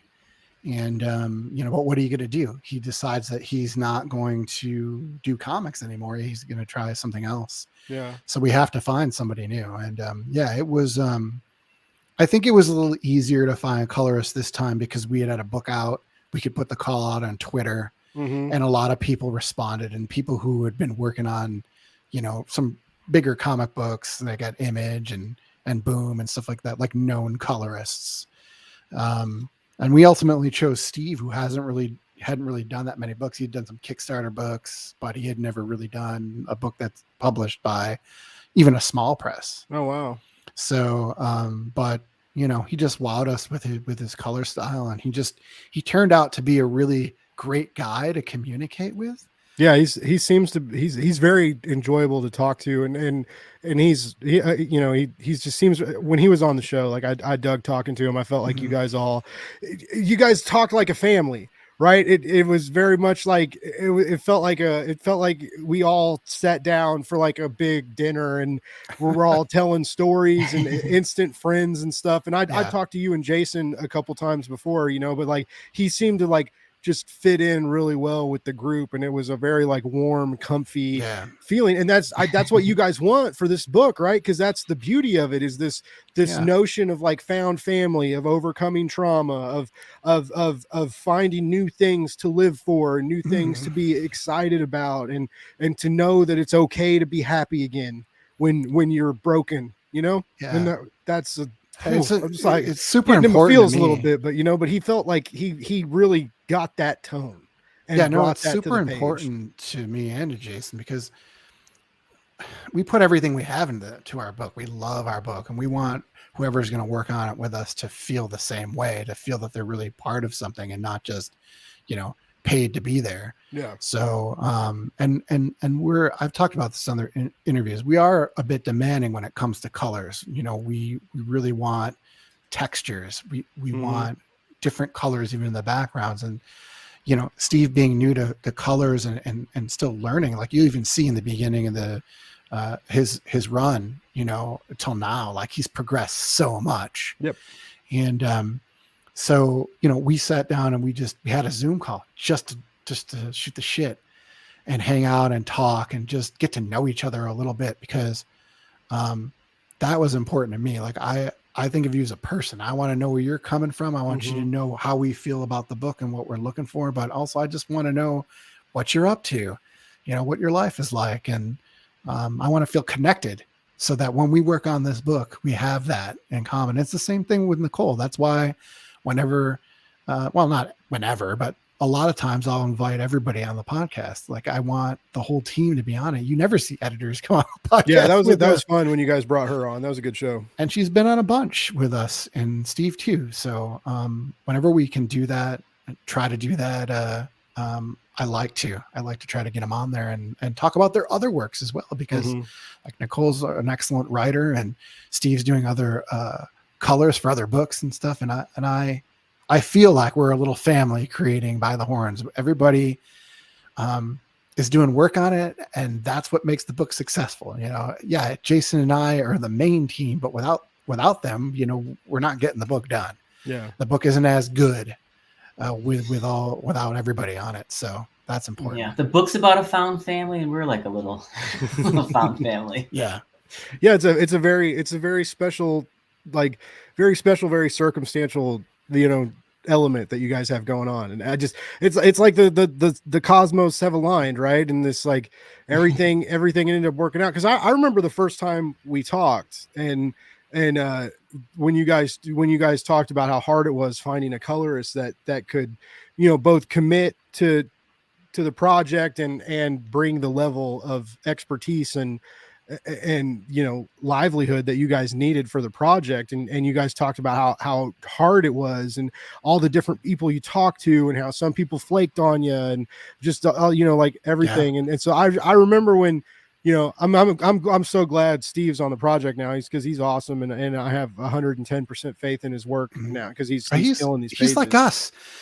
When Jason and I decided we wanted to do Voracious, like, we were voracious in creating that book. We really wanted to succeed and become better at our craft, because we didn't know what we were doing. Like, we were comic readers and we thought we knew, but just by making the book, we learned so much. Yeah.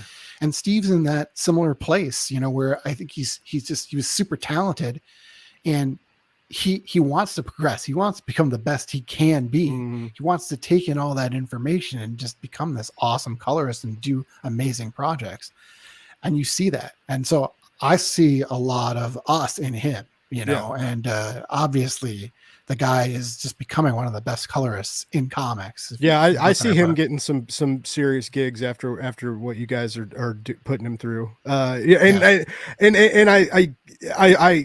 like that. Like, it's gonna be cool to like watch, just much like I mentioned about Jason. Like, it shocks me that, like, people like Jason doesn't do more covers for people, or even in interior gigs. Like, just because he keeps, I don't know how you can see his art and ignore it, right? It ingrains itself, and it etches itself behind your eyelids. So when you close your eyes, the images are still there, right? Like, you can't even blink them away. I mean, he's my favorite artist, and he's just super hardworking artist. Like, it's amazing how much this guy spends time, like, becoming. This is like the first time we talked, we like just kissed Jason's ass for like 20 minutes, and Jason was like, okay, I didn't know this is where it's gonna go, but sure.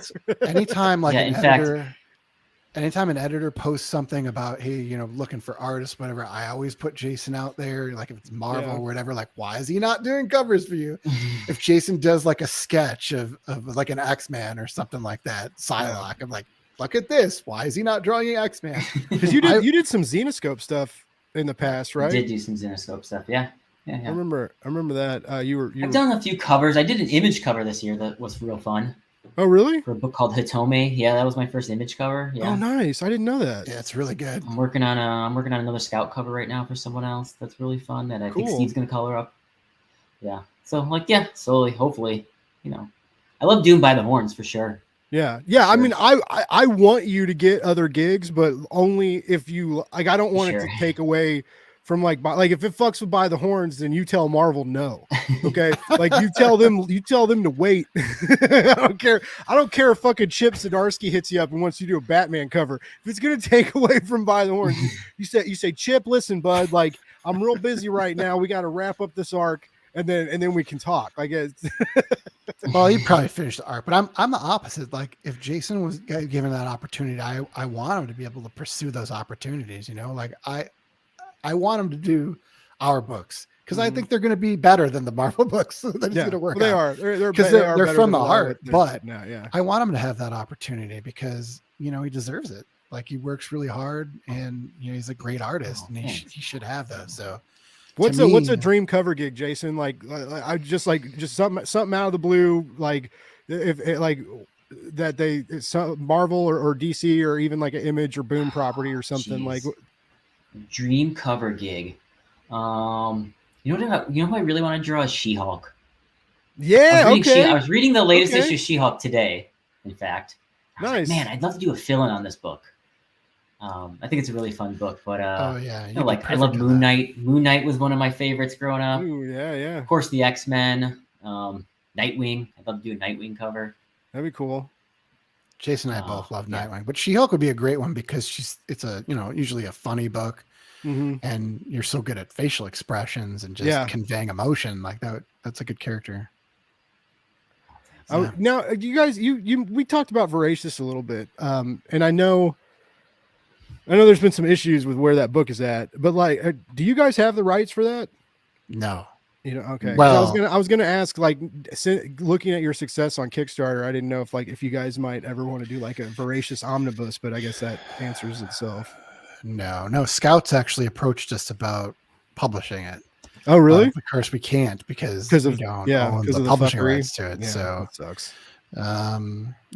So in the last. Well, you read it recently, but in the letters pages, I detailed, I think, 2 different spinoffs for it that I would love to do. I already written some of that, but I just can't publish it with Action Lab because of everything that's gone down. So, and to be honest, I don't even know how you even communicate with Action Lab anymore. Yeah, that seems to be the word on the street is that you can send emails all day, no one's going to respond to them. It's a bummer. Yeah, I know some people have had luck. I mean, Jared Lahan went to war with them and won, which was pretty dope. And Ryland Grant kind of did the same thing, like, and ended up getting all his books back and stuff.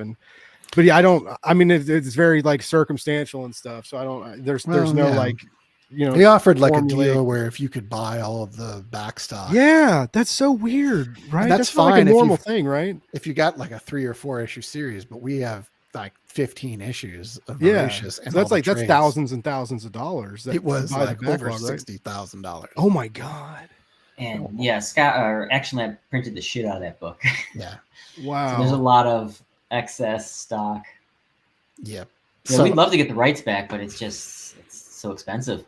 That sucks, man. All right, I didn't mean to bring it down. I was curious because it would be like I would buy a omnibus, like a hardcover omnibus of Voracious, right? Technically, we could do a Kickstarter for it and have them print it. We have done that before, but again, it's just hard dealing with them now because of everything that's happened. I haven't had contact with any of them, which is weird too, because you should be able to communicate with them about sales and everything. You would think, yeah. But I don't have a lot of confidence. I don't think I really want to jump into that. But it's fine because you know what? We got to tell our complete story. The people I feel bad for are the people who they had stories and they were held hostage for all that time, never came out. Like Crash and Troy. Right, that book came out finally, but that was held hostage for a while. It comes out, and everybody loves that book. I've heard so many good things about it, and so I'm very happy that those creators got that book to come out. But there's other creators who just haven't. They've had books in limbo, and it could be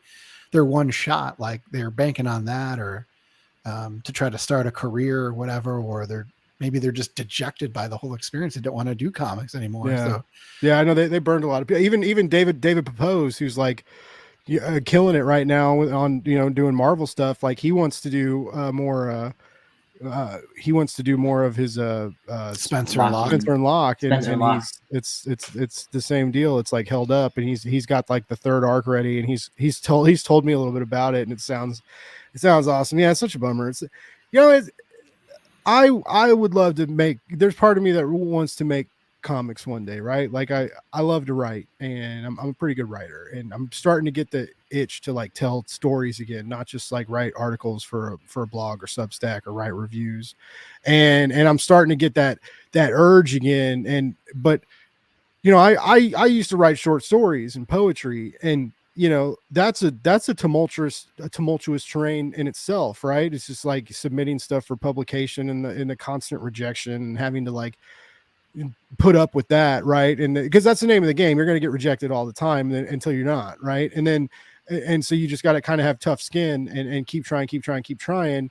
And comic books seems to even be more ruthless and cutthroat, especially right now. Like it's tough for a lot of you indie creators, and that's why I'm really glad that Scout's treating you well and that you guys are happy. Because I know previously there was, you know, with delays, issues, and the paper shortages and stuff, and like you guys confessed to me that it's really hard to promote a comic when you don't always know when it's coming out, you know, and that was a bummer, because I want, you know, I want people to know about your comic, and I want to see you guys succeed, both because I believe in your product and because I believe in both of you. You're both good people and are doing great books. And so I know you've seen a little bit of that, you know, and dealt with those stressors and stuff. But yeah, it's just like, it really sucks that so many talented indie creators are having to go through the extra stress on top of like just the rocky terrain of publication in general. And I'm glad that some of you guys can put up with it and deal with that and look it in the face and say, fuck you, I'm gonna put my comic out anyway. And I love that. I love that like rock star attitude, right? And I'm glad it's working out for you guys, because you do work hard and you do deserve it. Yeah, no, and Scout's cool to see. Scout's good. I mean, not that we haven't had some issues with Scout, but what I like about them is that they always try to work to make it better. Yeah, they address it, and they will talk to you and respond to you, you know, like, so that's good. That's good. Right, because it's not easy to be an indie publisher and, you know, have all those books and have so many different kinds of products coming out and trying to make waves in the industry and stuff. I get that. Yeah. So, but yeah, when there's an issue, it's tough when you're that's good. Yeah. When you're a first time creator, you know, you'll take anything, you know. If somebody wants to publish your work, especially if it's your very first thing you've drawn or written, you know, someone's showing interest, and it's tough not to get I don't want to say duped, but like every company has different parameters of the way they do business, and you know, like I guess you just got to be careful.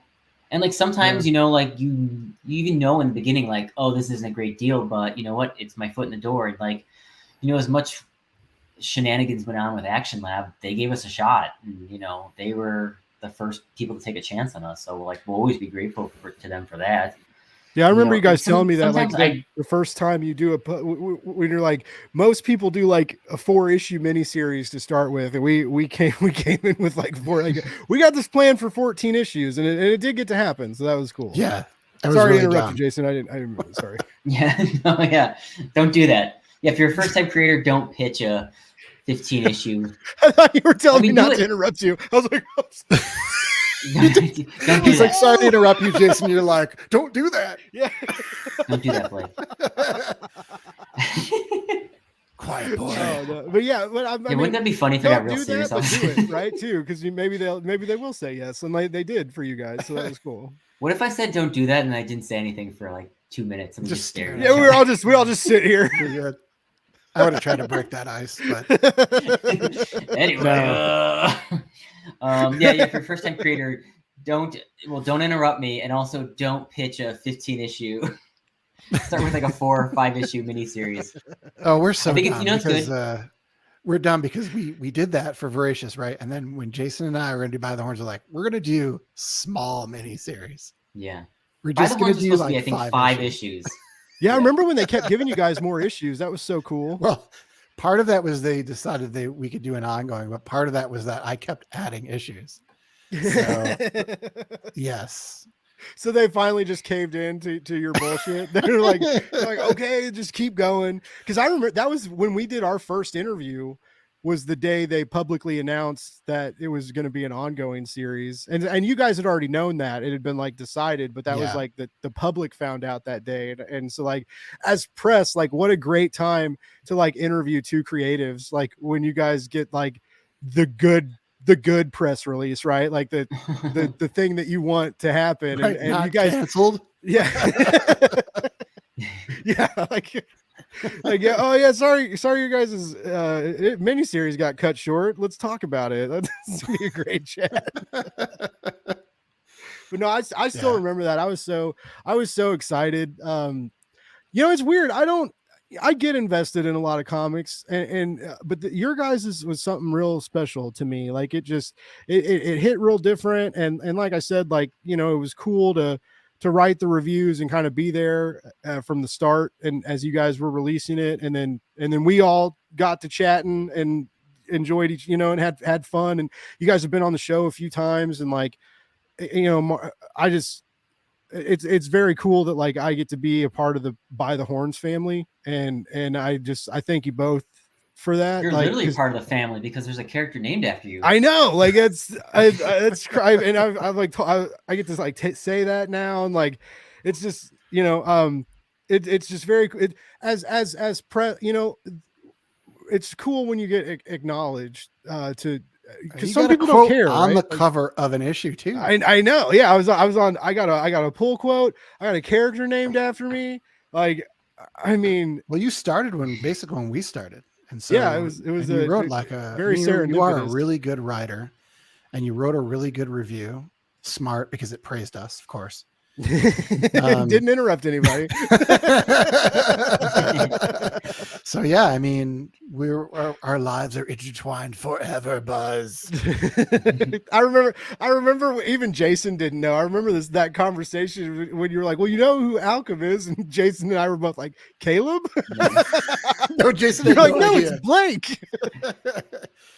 Yeah, everything's an anagram. Everything's an anagram in that book, like all the places, and then some of the characters are anagrams as well. So, but yeah, it's just some weird thing. Like, who's gonna know that? Like, most people aren't gonna know unless I point it out. But I liked it. I would hate myself if I did. If I was like so full of myself, I was like, those are the letters of my name. I've written these guys good reviews. They put me on a cover. Like, but no, it like I really do like it's just a really cool feeling that I keep like stumbling across, and that I will remember forever. Like, honestly, like I will remember you guys in this comic book like until I die, just because of like how you guys made me feel as press, like and just how appreciative you were and how excited you were that like people were talking about the comic, and like it's akin to like meeting all these icons last weekend. And it's just like I have a very cool nerd life that I will never take for granted, that will be forever appreciative of, and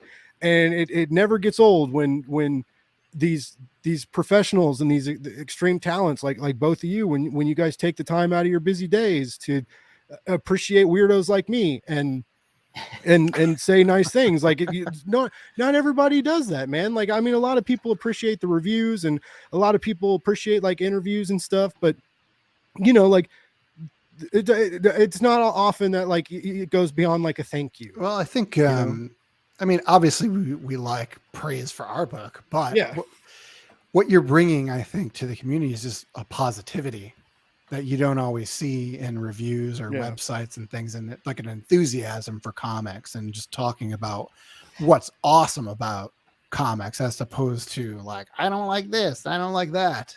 Yeah. And so I like that. I appreciate that, because you're never going to see me on social media talking about anything like that. Like, I'm not even going to talk about how I feel about the Mandalorian, because I'd rather just do positive things. Mm-hmm. You don't feel positive about Mandalorian? I mean, I love Mandalorian, but I haven't got comment about every single thing on there.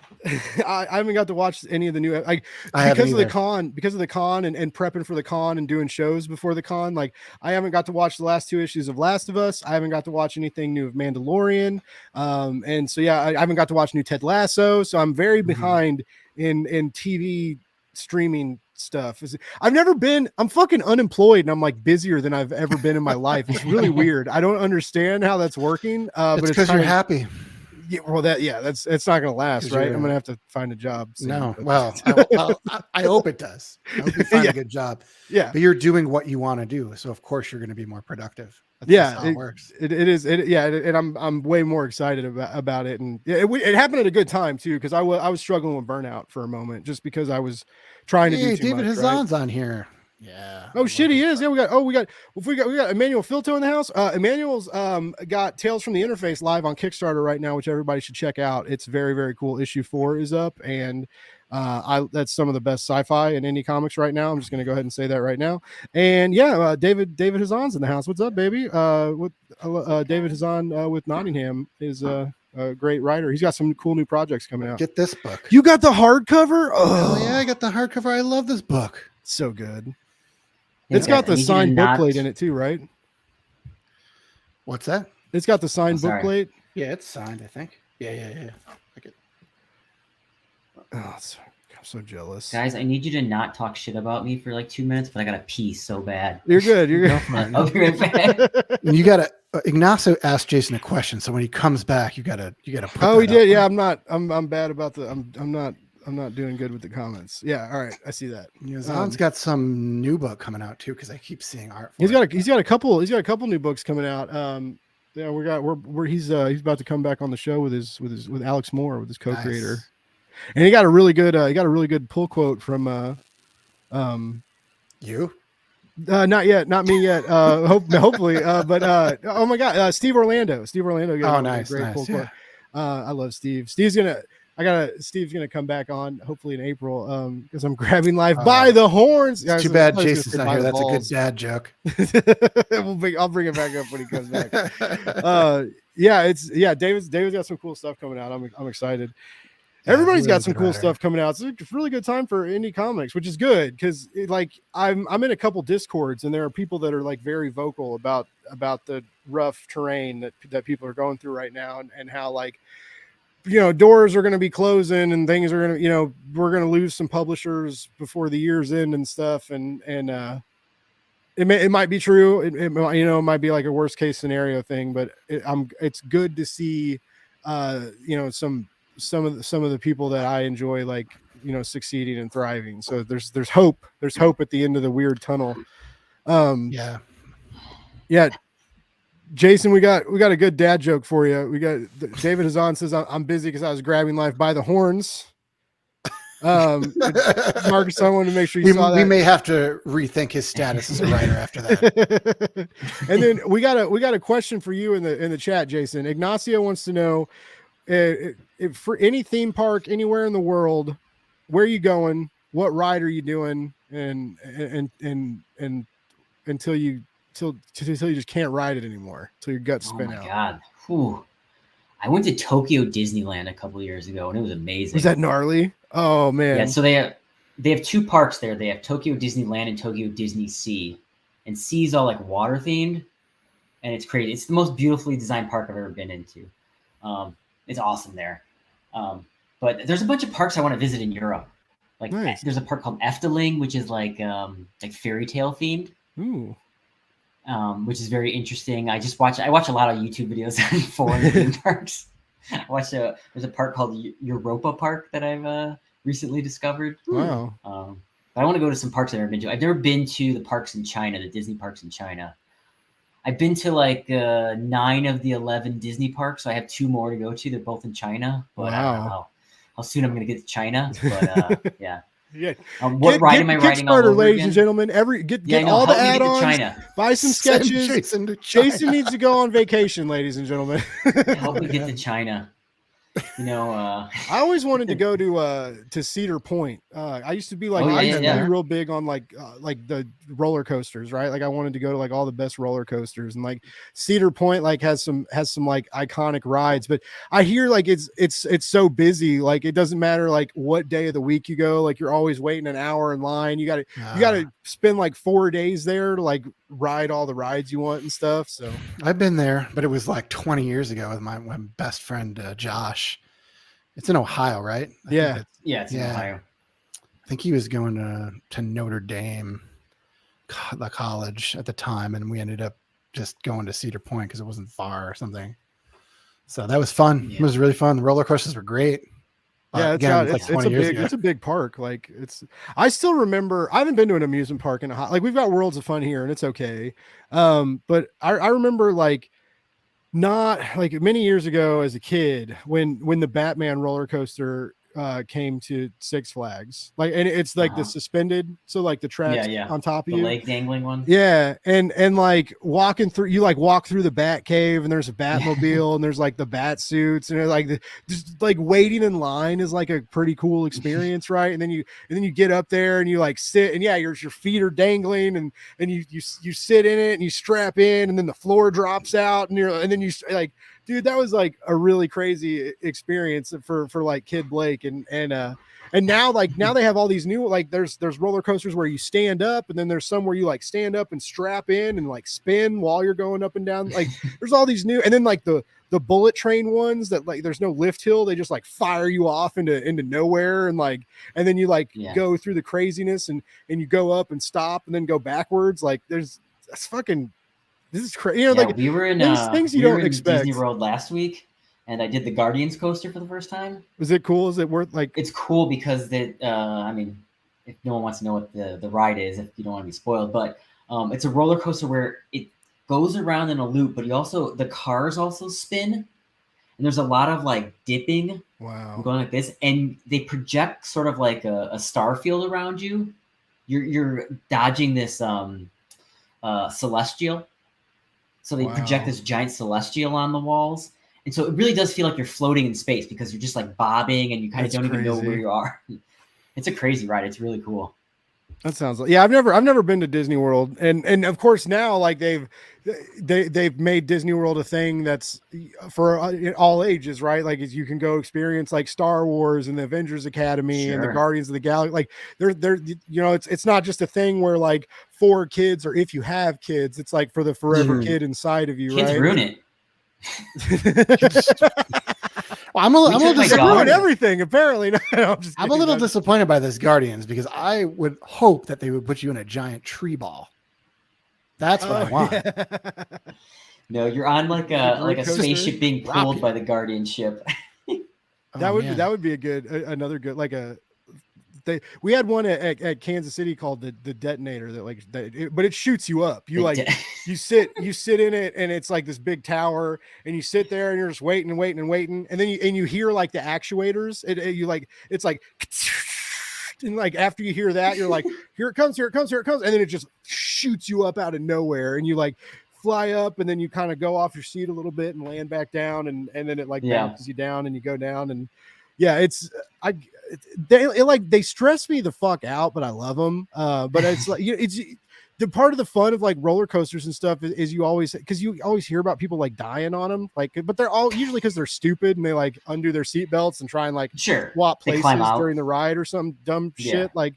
But you know, that's like part of that fear, right? Like all of a sudden, like your shoulder harness like feels a little looser, like halfway through the ride, and you're like, is this gonna come off? Like, what's gonna, and it's like that kind of fear of the unknown. Like, but yeah, it's I haven't gone to an amusement park in a really long time. You know what you got to do, Blake? Is there's a section in Universal Studios Florida that's it's the Marvel Land, but they bought the rights to it in like the late '90s, so it is definitely stuck in like 1999 Marvel, and it's not movie Marvel, it's comic Marvel. Nice. So all the artwork's done by Adam Kubert, and they have these giant, like, you know, they have like a 40-foot tall Wolverine, and you can like stand under his claws, like his claws are like 10 feet tall, right? That's so cool. All the rides there have like special animation done just for the rides. Like there's a Doctor Doom ride called Doctor Doom's Free Fall. It's kind of like what you're talking about. They shoot you up, and the idea of the ride is Doctor Doom's trying to extract fear from you. So you walk through like the Latverian castle. No, you're in the Latverian embassy.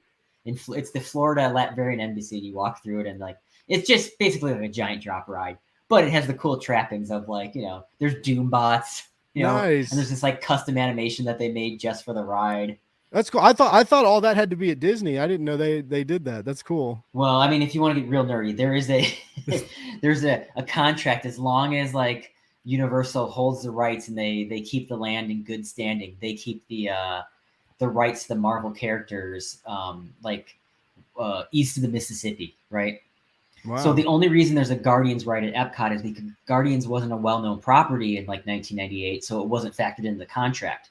So at Disney World, the only characters you're going to see are the Guardians because they were obscure, you know, in 1998. Versus like on the West Coast, Disneyland, they don't have that kind of agreement, so they can do like a Spider-Man ride. They can have they have a whole Oh. Avengers land there. But yeah, so like Universal's going to hang on to those rights, but they can't really update it, so it's constantly stuck in like 1999 Marvel Comics, like That's kind of cool bankruptcy though. Marvel Comics. I mean, they sold the rights because they were in bankruptcy. But it's that Wow. like bankruptcy era of Marvel Comics, forever preserved in amber there. That's so cool. That, you know, I found out about all that. I went to a panel at Planet with Jimmy Palmiotti, David Mack, and Garth Ennis, and it was an amazing Yeah. panel. And like Jimmy Palmiotti is one of the coolest people ever. Like I could listen to him talk all day, and I'm probably gonna post his interview tomorrow. He gave me like we talked for like 15 minutes, and he's so it was Sunday, last day of the con. He did a few panels. He's been talking to fans for 3 days. He's so hoarse, and he's just like, I'm sorry, that sounds so bad, Blake. But he like gave me like 15 minutes and was like, all right, I'll share a little con story. So Yeah. I go up to his he follows me on Twitter. I don't know why, but he has for a long time, and he.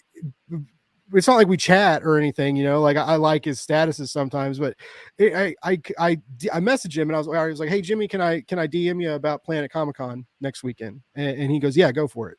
And I was like, hey, would you or Amanda be open to an interview and you know, like nothing crazy, but you know, just sit down. And he was like, yeah, would love to, you know, just you know, keep an eye out when the booth's slow, swing by, and we'll make it happen. So Sunday's wrapping up. There's a couple hours left, and their booth's pretty slow. People are starting to leave, and I go up there, and you know they've got a handler, right? So like it's him and Amanda. That you talk to the guy first before you talk to them, right? And the guy comes up to me. He's like, "What's up, man? What you need?" And I was like, "Well, Jimmy mentioned he'd be okay doing an interview, and I was just seeing if he had time." And the guy goes over to Jimmy. He's like, hey Jimmy, this guy wants to do an interview. You cool with that? And Jimmy looks at me and he was like, yeah, for him, yeah. And I was like, oh my god! I was just like, this was really cool too. It happened a couple times there because you know there's like they're like come behind the table. And then I got to like go behind the table and sit down with him and like set up my camera and recording equipment and like. I've never felt anything like that, right? It was like these people like treated me like a peer, like I was somebody, and just made me feel really good. And then yeah, just talking to Jimmy and he taught me a lot about the industry over the weekend, like going to his panels. He did one with Kevin Eastman and Chris Claremont too, and they just kind of talked about how things are changing in the industry, and you know, mentioning like the struggles and still like being able to like teach us so much and then make us laugh too. Like Jimmy Palmiotti is such a smart, awesome, entertaining person. And then yeah, I got to chat with Kevin Eastman, who also made me feel really good because they didn't let press in on Sunday as early as they were supposed to. Like they didn't know that we were supposed to go in early, and I missed my morning. They pretty much they gave me 5 minutes. They were like Kevin can give you like a 5-minute talk before his first signing. And I was like, yeah, I'll take 5 minutes with Kevin Eastman. Yeah, fuck yeah, let's do it. And then I missed it. And I go to his booth and I was like, hey, and the guy was like the volunteer, the guy working, it was like, he was like, hey, he's got a panel, no one else getting in line. And he's like, oh, you're press. And I was like, yeah, I just want to ask him a quick question. And he's like, yeah, going up there. So I got to like cut in front of the line, and I didn't get an autograph. I waited in line for the autograph the day before, but I just had a question. So like they let me like cut in front of all these people. And I was like, hey, Kevin, I was like, dude, I missed, they didn't let us in early this morning. And like, do you think after your panel, like we could chat? And he's like, yeah, totally. That's cool. And then the panel went long and they kicked us all out of the panel room. And I'm like waiting for, and Eastman's like, Kevin's like, oh, well, I think they're kicking us out. And he's like, you cool to just talk in the hallway? And I was like, yeah. And so like, this dude did not have to give me the fucking time of day. He's fucking Kevin Eastman, co-creator of the Ninja Turtles. And he makes time to let me set up in a hallway, this random hallway in the convention center, and ask him a few questions. And like, And I was like, holy shit, man. He had no idea who I was. You know, it's not like it's not like he's been on the show or knew Blake's Buzz or anything, right? And he just was just like very cool to a random fan and press. And I had a whole weekend full of really awesome experiences like that. And I just it's crazy. Like I said, you guys, with us, you have to book time at least 3 months in advance. Yeah, I know. You need to be 10 feet away from the table. We set this up so long ago. Like I didn't even know. Like, I mean, the last time you guys were on the show, you mentioned thinking about the Kickstarter, and I was like, well, if you guys do the Kickstarter, maybe you could come back on the show. And you're like, we'll see, Blake. You know, I don't know. You know, we'll see what's going on. It's but Jason's got a kid now. There's a lot going on. There's a lot of moving parts. It's like he's got to brush his kid's teeth. You ever try and brush an infant's teeth? Like it's hard. Yeah, I told Blake a story about brushing my child's teeth before. Can't you just dump some kicked in the nuts while I brush your teeth? Just dump some Listerine in there. Just waterboard the infant with Listerine. That's what you want to do sometimes. Stop it. Oh man. That's awesome. But yeah, I really hope I can make it down to C2E2 one day. Like I think you guys, I've heard that's a very, very cool, awesome show. That's great. I mean, Chicago's fantastic. So. Yeah. Good pizza too. If you like that kind of good everything. Some people say it's a casserole. It's kind of a pizza casserole, Chicago style. But I like it. I'm Italian, baby. You put fucking sauce and sausage and cheese and bread on. I'll eat whatever it is. Like that's everything we like. Cheese, bread, sauce, boom, done. Olive oil, yeah, baby. I'm done. I'm ready to go. Deep dish is good, but most people in Chicago don't really eat that. We eat thin crust pizza. It's really? Squares, like St. Louis style. I feel like people assume we eat deep dish all the time. That's really for tourists. I like it, but I mean, not most people don't eat that all the time. Nice. Not an all. What you really want is the Italian beef. The sandwich, yeah. You want the breaded steak sandwich, which is freaking awesome. They take I feel like every C2E2, we always take who's ever there out for breaded steak sandwich. Got it. They take bread, they pound it, steak, bread it. It's like chicken. Yeah, if you come to town, Blake, we'll take you for a breaded steak sandwich. It's like the customary after C2E2 meal we always go to. Oh my god, that sounds amazing. Done. But you can get anything here in Chicago. Like you can get food from other cities that's better. Like a Philly steak sandwich, the best place I've ever had is here and at Monty's. Oh wow! And I go to Philadelphia every year for the Decibel Metal and Beer Festival. I'm going to be going there next month, and I've had many of the Philly steak sandwiches. But some people who lived in Philly moved to Chicago and brought their recipe here, and it's freaking phenomenal. We have a place here too called Grinders. That the guy lived in Philly and gets the bread sent in every day from Philly. For the cheesesteak sandwiches and for the Super Bowl because he's a big Kansas City Chiefs fan now. And when we played Philly in the Super Bowl for that week, they changed the name of it to the Chief Steak Sandwich because they didn't want to have like Philly on the menu. But he came from there and like brought this recipe and gets the bread brought in from there. Like they get their bread shipments like several times a week. They did a big write up in the newspaper. It was really cool. I haven't got to try it yet, but I need to go because I love the Philly cheesesteak sandwiches I've had, but I don't think I've had the real deal yet. So like I need to broaden my sandwich horizons and now the real deal is Cheese Whiz, right? That's No. Well, there's two. There's provolone. the two. There's Cats, and then the other one in Philly, and one does provolone and one does the Cheese Whiz, or one does both. Yeah. Like they do Cheese Whiz but you can get like the other one. I watched a video about one of the big food channels, and this guy goes to like 14 places in Philly and gets all these like Philly cheesesteak sandwiches, and then like he does it in like a day, and by the end of the it's like a 15-minute video. By the end of the video he's like, I want to die. It's like he's so full of Philly cheesesteak sandwiches, but it like David. So all right, so David, I was on a blue box mac and cheese kick for a while because I hadn't had it in a while and forgot about how good it was. And David kept giving me shit. He's like blue box mac. No, like that is the shit mac and cheese. And we're like this is like in an interview and we're like giving each other shit. and I told him I'm like talking about I was talking about how I was like trying to eat healthier and stuff, and then we talk about mac and cheese for 30 minutes, and I was like, look, I know it doesn't sound like I'm eating better as I'm talking about scarfing full boxes of like blue box mac and cheese, but I make a spicy mac. I like to add a little bit of hot sauce and Korean pepper flakes into my blue box mac and cheese. So I like to think I level up my blue box. Do that. I buy that mac and cheese. I buy like the Whole Foods brand though. I don't get the Kraft. I'll put different cheeses in it. I put jalapenos. I put garlic in it. Yeah, you gotta get weird with it. Fancy it up, and it's pretty good. Yeah, same thing with like packaged ramen. Like I like fresh garlic and spices and soy sauce and ginger and like just.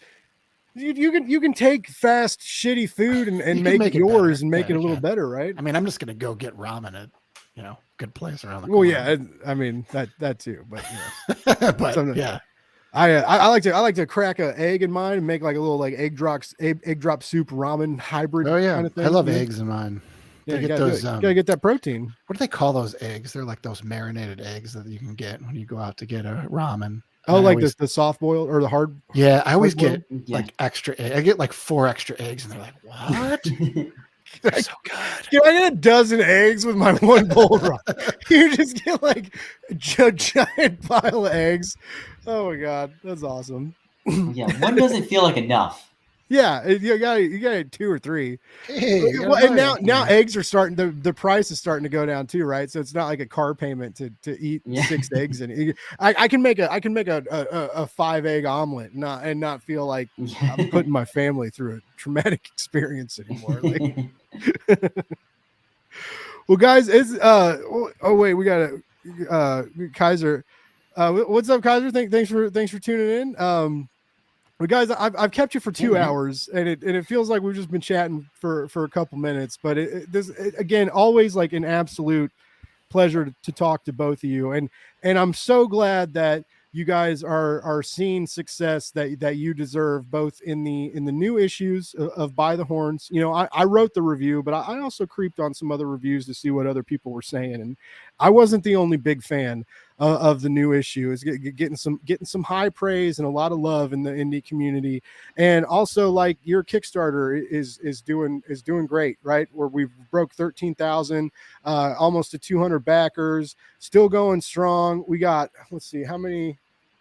We got 9 days left. You got 9 days left. So yeah, ladies and gentlemen, like if you'll be able to watch this later. If you're watching this later, you're watching it now. Check out the Kickstarter. Get you that bar key, get you some Ignacio prints, right? Buy some, get some stickers, get some cool add-ons. I can't recommend a Jason remark or sketch enough. Like he puts too much time into them, honestly. Like he does way more work than what we're paying him for, and God love him for it. And but get a sketch, get the bar key, get the prints. Like, give these guys some money because they're working hard and they really deserve it. And this is one of the best indie comics out there. I still get a horn. Yes, get a horn. And I think you guys are offering a couple. You still got some VHS variants too, right? From Scout.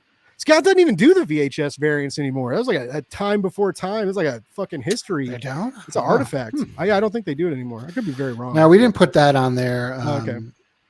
But we do. Yeah. No, that's on there. If that's on the highest level. Yeah, I thought there is a tier that you get. I thought the Extreme Baller Magician tier. Yeah, that's the like called. Where we just give you everything. Like everything you guys got. Everything we have. Everything we have and more. Yeah, so for real, guys, check out By the Horns is on Kickstarter. You can, if you just Google By the Horns Kickstarter, it's going to pop up first thing. But you can also follow these guys on social media, and they've been very good about sharing their campaign. Guys, real quick, like just shout out your socials for me, Jason. Where we find you at, bud? I'm Jason Muir on Twitter and Instagram. And Marcus on post everything. And you can go to jasonmuir.com, and he's got. You guys both have shops, right? Yeah. And marcuson.com is for me. And I'm also on Darthson on Twitter, Darth Marcuson on Instagram. If you want to follow By the Horns, it's By the Horns Comic on all social media platforms, Facebook, Twitter, Instagram. And also do the Metalheads podcast. So if you want to listen to some cool talk about metal just go to metalheadspodcast.com. We do that. Speaking every of month. metal, Mr. Decibel Reader of the Month, right? You Oh, yeah. had a nice write up in Decibel magazine. That's pretty fucking sick. Yeah, that was fun. Yeah, that's neat. I mean, I've been a subscriber of Decibel magazine for a really long time. We're friends with Decibel. We've had people from Decibel on our show. Nice.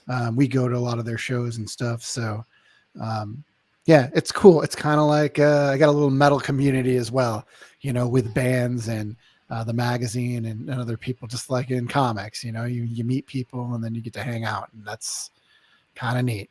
And yeah, it's funny how nice all of the metalheads are. Like when you hear the music sometimes, and you're like, man, I wouldn't like expect these guys to just be like so friendly and welcoming, and it's there's like I like how there's no gatekeeping in the metal community, right? Like people are just excited to like tell people about new music and to get more people into it. And it's like, even if you like listen to cliche shit, and I like show up to somewhere and I'm like, I really like Slipknot, and they're like, oh yeah, who doesn't like Slipknot, Blake? Great. You don't know shit. You don't know dog shit about metal. But no, it's not like that at all, man. It's just like you're really excited to like to teach newbies about new awesome music, and Marcus On's podcast does a really great job of that. They do like top metal albums of the month and stuff, and I've learned some great listens listening to Marcus On Nerd Out with his friends. Yeah, we just dropped the latest episode 136, and we have 3 guests on there, and they all have different bands. And we actually we haven't done this in a long time, but we put 3 songs in the podcast too. So one of which is an exclusive. So that was pretty fun to talk about these projects and then drop some songs for bands you might not be familiar with. So definitely give that a listen. And that's very cool. One last question, because I'm kind of curious about this too. Like, why do you guys not have a metal variant through Scout? We had one. It was through I can't remember. Remember the name of the store that did the metal variant? A store did it, yeah. There was a store that, I'm sorry, I can't remember the name of it. There's a store that did a metal variant for it. And so Scout hasn't done one because they said they already did one. But it was less quantity, and they didn't do it through their web store. So we were hoping they would do one, but now we're 15 issues deep. We're going to be the longest running Scout comic of all time pretty soon. So that's awesome. That's cool. I didn't think about that. Yeah, there's not a lot of big time. I guess Tart. But Tart's not even at 15 issues yet. Like Kevin Joseph's not even there. No, there's one that's where it ran 18 issues. Wow. And so we'll pass that with Dark Earth at Very some cool. point. Well, yeah. If anybody from Scout's listening, there's a fan clamoring for some sweet metal variants. Maybe what we'll do is so we're going to finish up Dark Earth. We're going to roll right into the next series. Yeah. And so that'll have a number 1. Of course, we have the legacy numbering on the back. So maybe we'll push Scout to do a metal variant for that one, or just do something special, because we haven't really done a ton of variants lately. We usually do one for the first issue, but metal would be cool. I have the metal copy of the one that we did for By the Horns number 1, and it's pretty cool. Jason and I each got one of them. That's it. Yeah.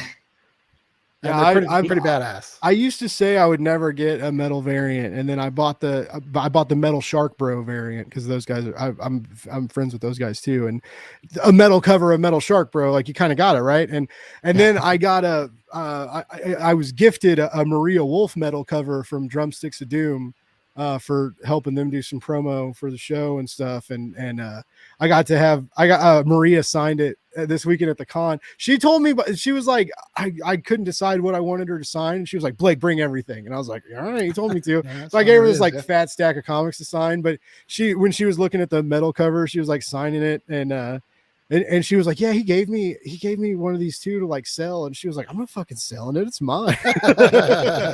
Yeah, we got one each, and so I'm not gonna sell. I gotta keep it. You gotta have one of each thing at least. Yeah, definitely. Yeah, for the By the Horns archives, right? You gotta keep that around. That Drumsticks of Doom, I backed that Kickstarter. I really like the first issue. I think that's the only one I've read. I don't know if they've sent the second one out or not. I think they did the second issue Kickstarter, but they haven't actually sent that out, and then they did a third Kickstarter. Yeah, they sent the digital out. The digital. But if I get a Kickstarter and I get print, I wait. I wait. Yeah, I don't usually read the digital. But yeah, and really I usually miss them anyway, because I get like 1 million Kickstarter emails a day. It's hard to keep up with. But anyway, yeah, regardless. But yeah, guys, this was really awesome. And thank you for hanging out with me for so long. I know you guys are busy and you got shit going on. You got Kickstarter campaigns going and deadlines and tons of other things. Again, I just like, I love everything you guys are doing, and I'm so happy that you're finding fans, other people outside of me that love it too, because you guys really do deserve it, and it's so wonderful to see your great attitudes and hard work pay off, and I really hope you guys know that at the end of the day, when you're stressing about whatever bullshit life's giving you, or your baby's kicking you in the balls, or whatever you got going on, man, I really hope you can, I really hope in the back of your mind, like how much we all appreciate you and are happy that you guys are giving us these great distractions from our boring everydayness once a month, right? Because there's nothing like getting a new By the Horns issue, and happy to make you cry anytime. Yeah. Like, thank you. Like, we appreciate your enthusiasm. I try. I try. Your love of the medium. And thanks for having us on all the time. We really appreciate that too, Blake. No, it's you guys are always down. good chats, and you bring viewers. That's the main point. Apparently, yeah. Don't you get viewers on all your shows? It's a hit and miss. They watch anytime you need to up the ratings, bring us back. Yeah, I need you guys are the boost that I need. No, people do watch the show. Live streams are hit and miss sometimes, but they'll watch them later. But we still got people here 2 hours in, like watching the show, leaving comments. So like that doesn't happen every time. And I do appreciate it. And our listeners, like everybody who's in the chat, like, thank you so much for hanging out. We do this once or twice a week or so. And I love to have Thanks, great creators on, and it's, thank you. It's cool when you guys like put stuff in the comments for us to talk about and ask the I started doing that because when I do these live streams, I know they're running, but I was like, how the hell am I going to comment on it? And I was like, I'll just use my phone and turn the volume off. So now I started commenting on it. Oh, nice. I want to interact with everybody too. Yeah, it's fun. Like it's a kind of fun. Like I love doing the podcast and stuff, and you can edit it, right? Like I can, if I say something stupid, I can just delete it and pretend like that never happened. Or like if I say a joke and it doesn't land and no one laughs, I can just like delete that part. Yeah. But yeah, the live streams is like a special level of clusterfuck, and it's fun. And then when you get to like experience it with like other people, and it's you never know what's gonna happen, right? Internet issues, bad jokes, weird comments. We're living on the edge, baby. Yeah, man. Well, I remember when we did the award show. Oh yeah, my internet kept fucking up. And I was in Hawaii, and I'm like in the car, and that was wild. Travis Gibb called me out, Jason, because like my internet kept like every 10 minutes, like for like a couple seconds, my internet would hiccup. And Marcusson is in like the fucking woods in a car streaming, and he's got, and Travis Gibb was like, this dude's in the fucking woods and has better internet connection than our host does. And I was like, I'm so sorry. He's on the back of a sea turtle. He's in the middle of the ocean. He's got two coconuts up to his ears. His name is Balake, actually. Oh my God, that's amazing. All right, well, guys, if you guys don't have anything else to say or shout out or any more coconut shenanigans, I'm gonna play the music and let you guys get back to your night. All right, sounds good. Thanks for everybody who came on. Yeah, thanks for everybody who picks up the book, for backing the Kickstarter. We really appreciate it. Blake, you're awesome. You guys are awesome, brother. I love you both. I love your show. I love your comic. All day. Listeners, thank you. We'll be back later. Love more, hate less, read comics, buy the horns. We love you. We love to have you. Buzz, buzz.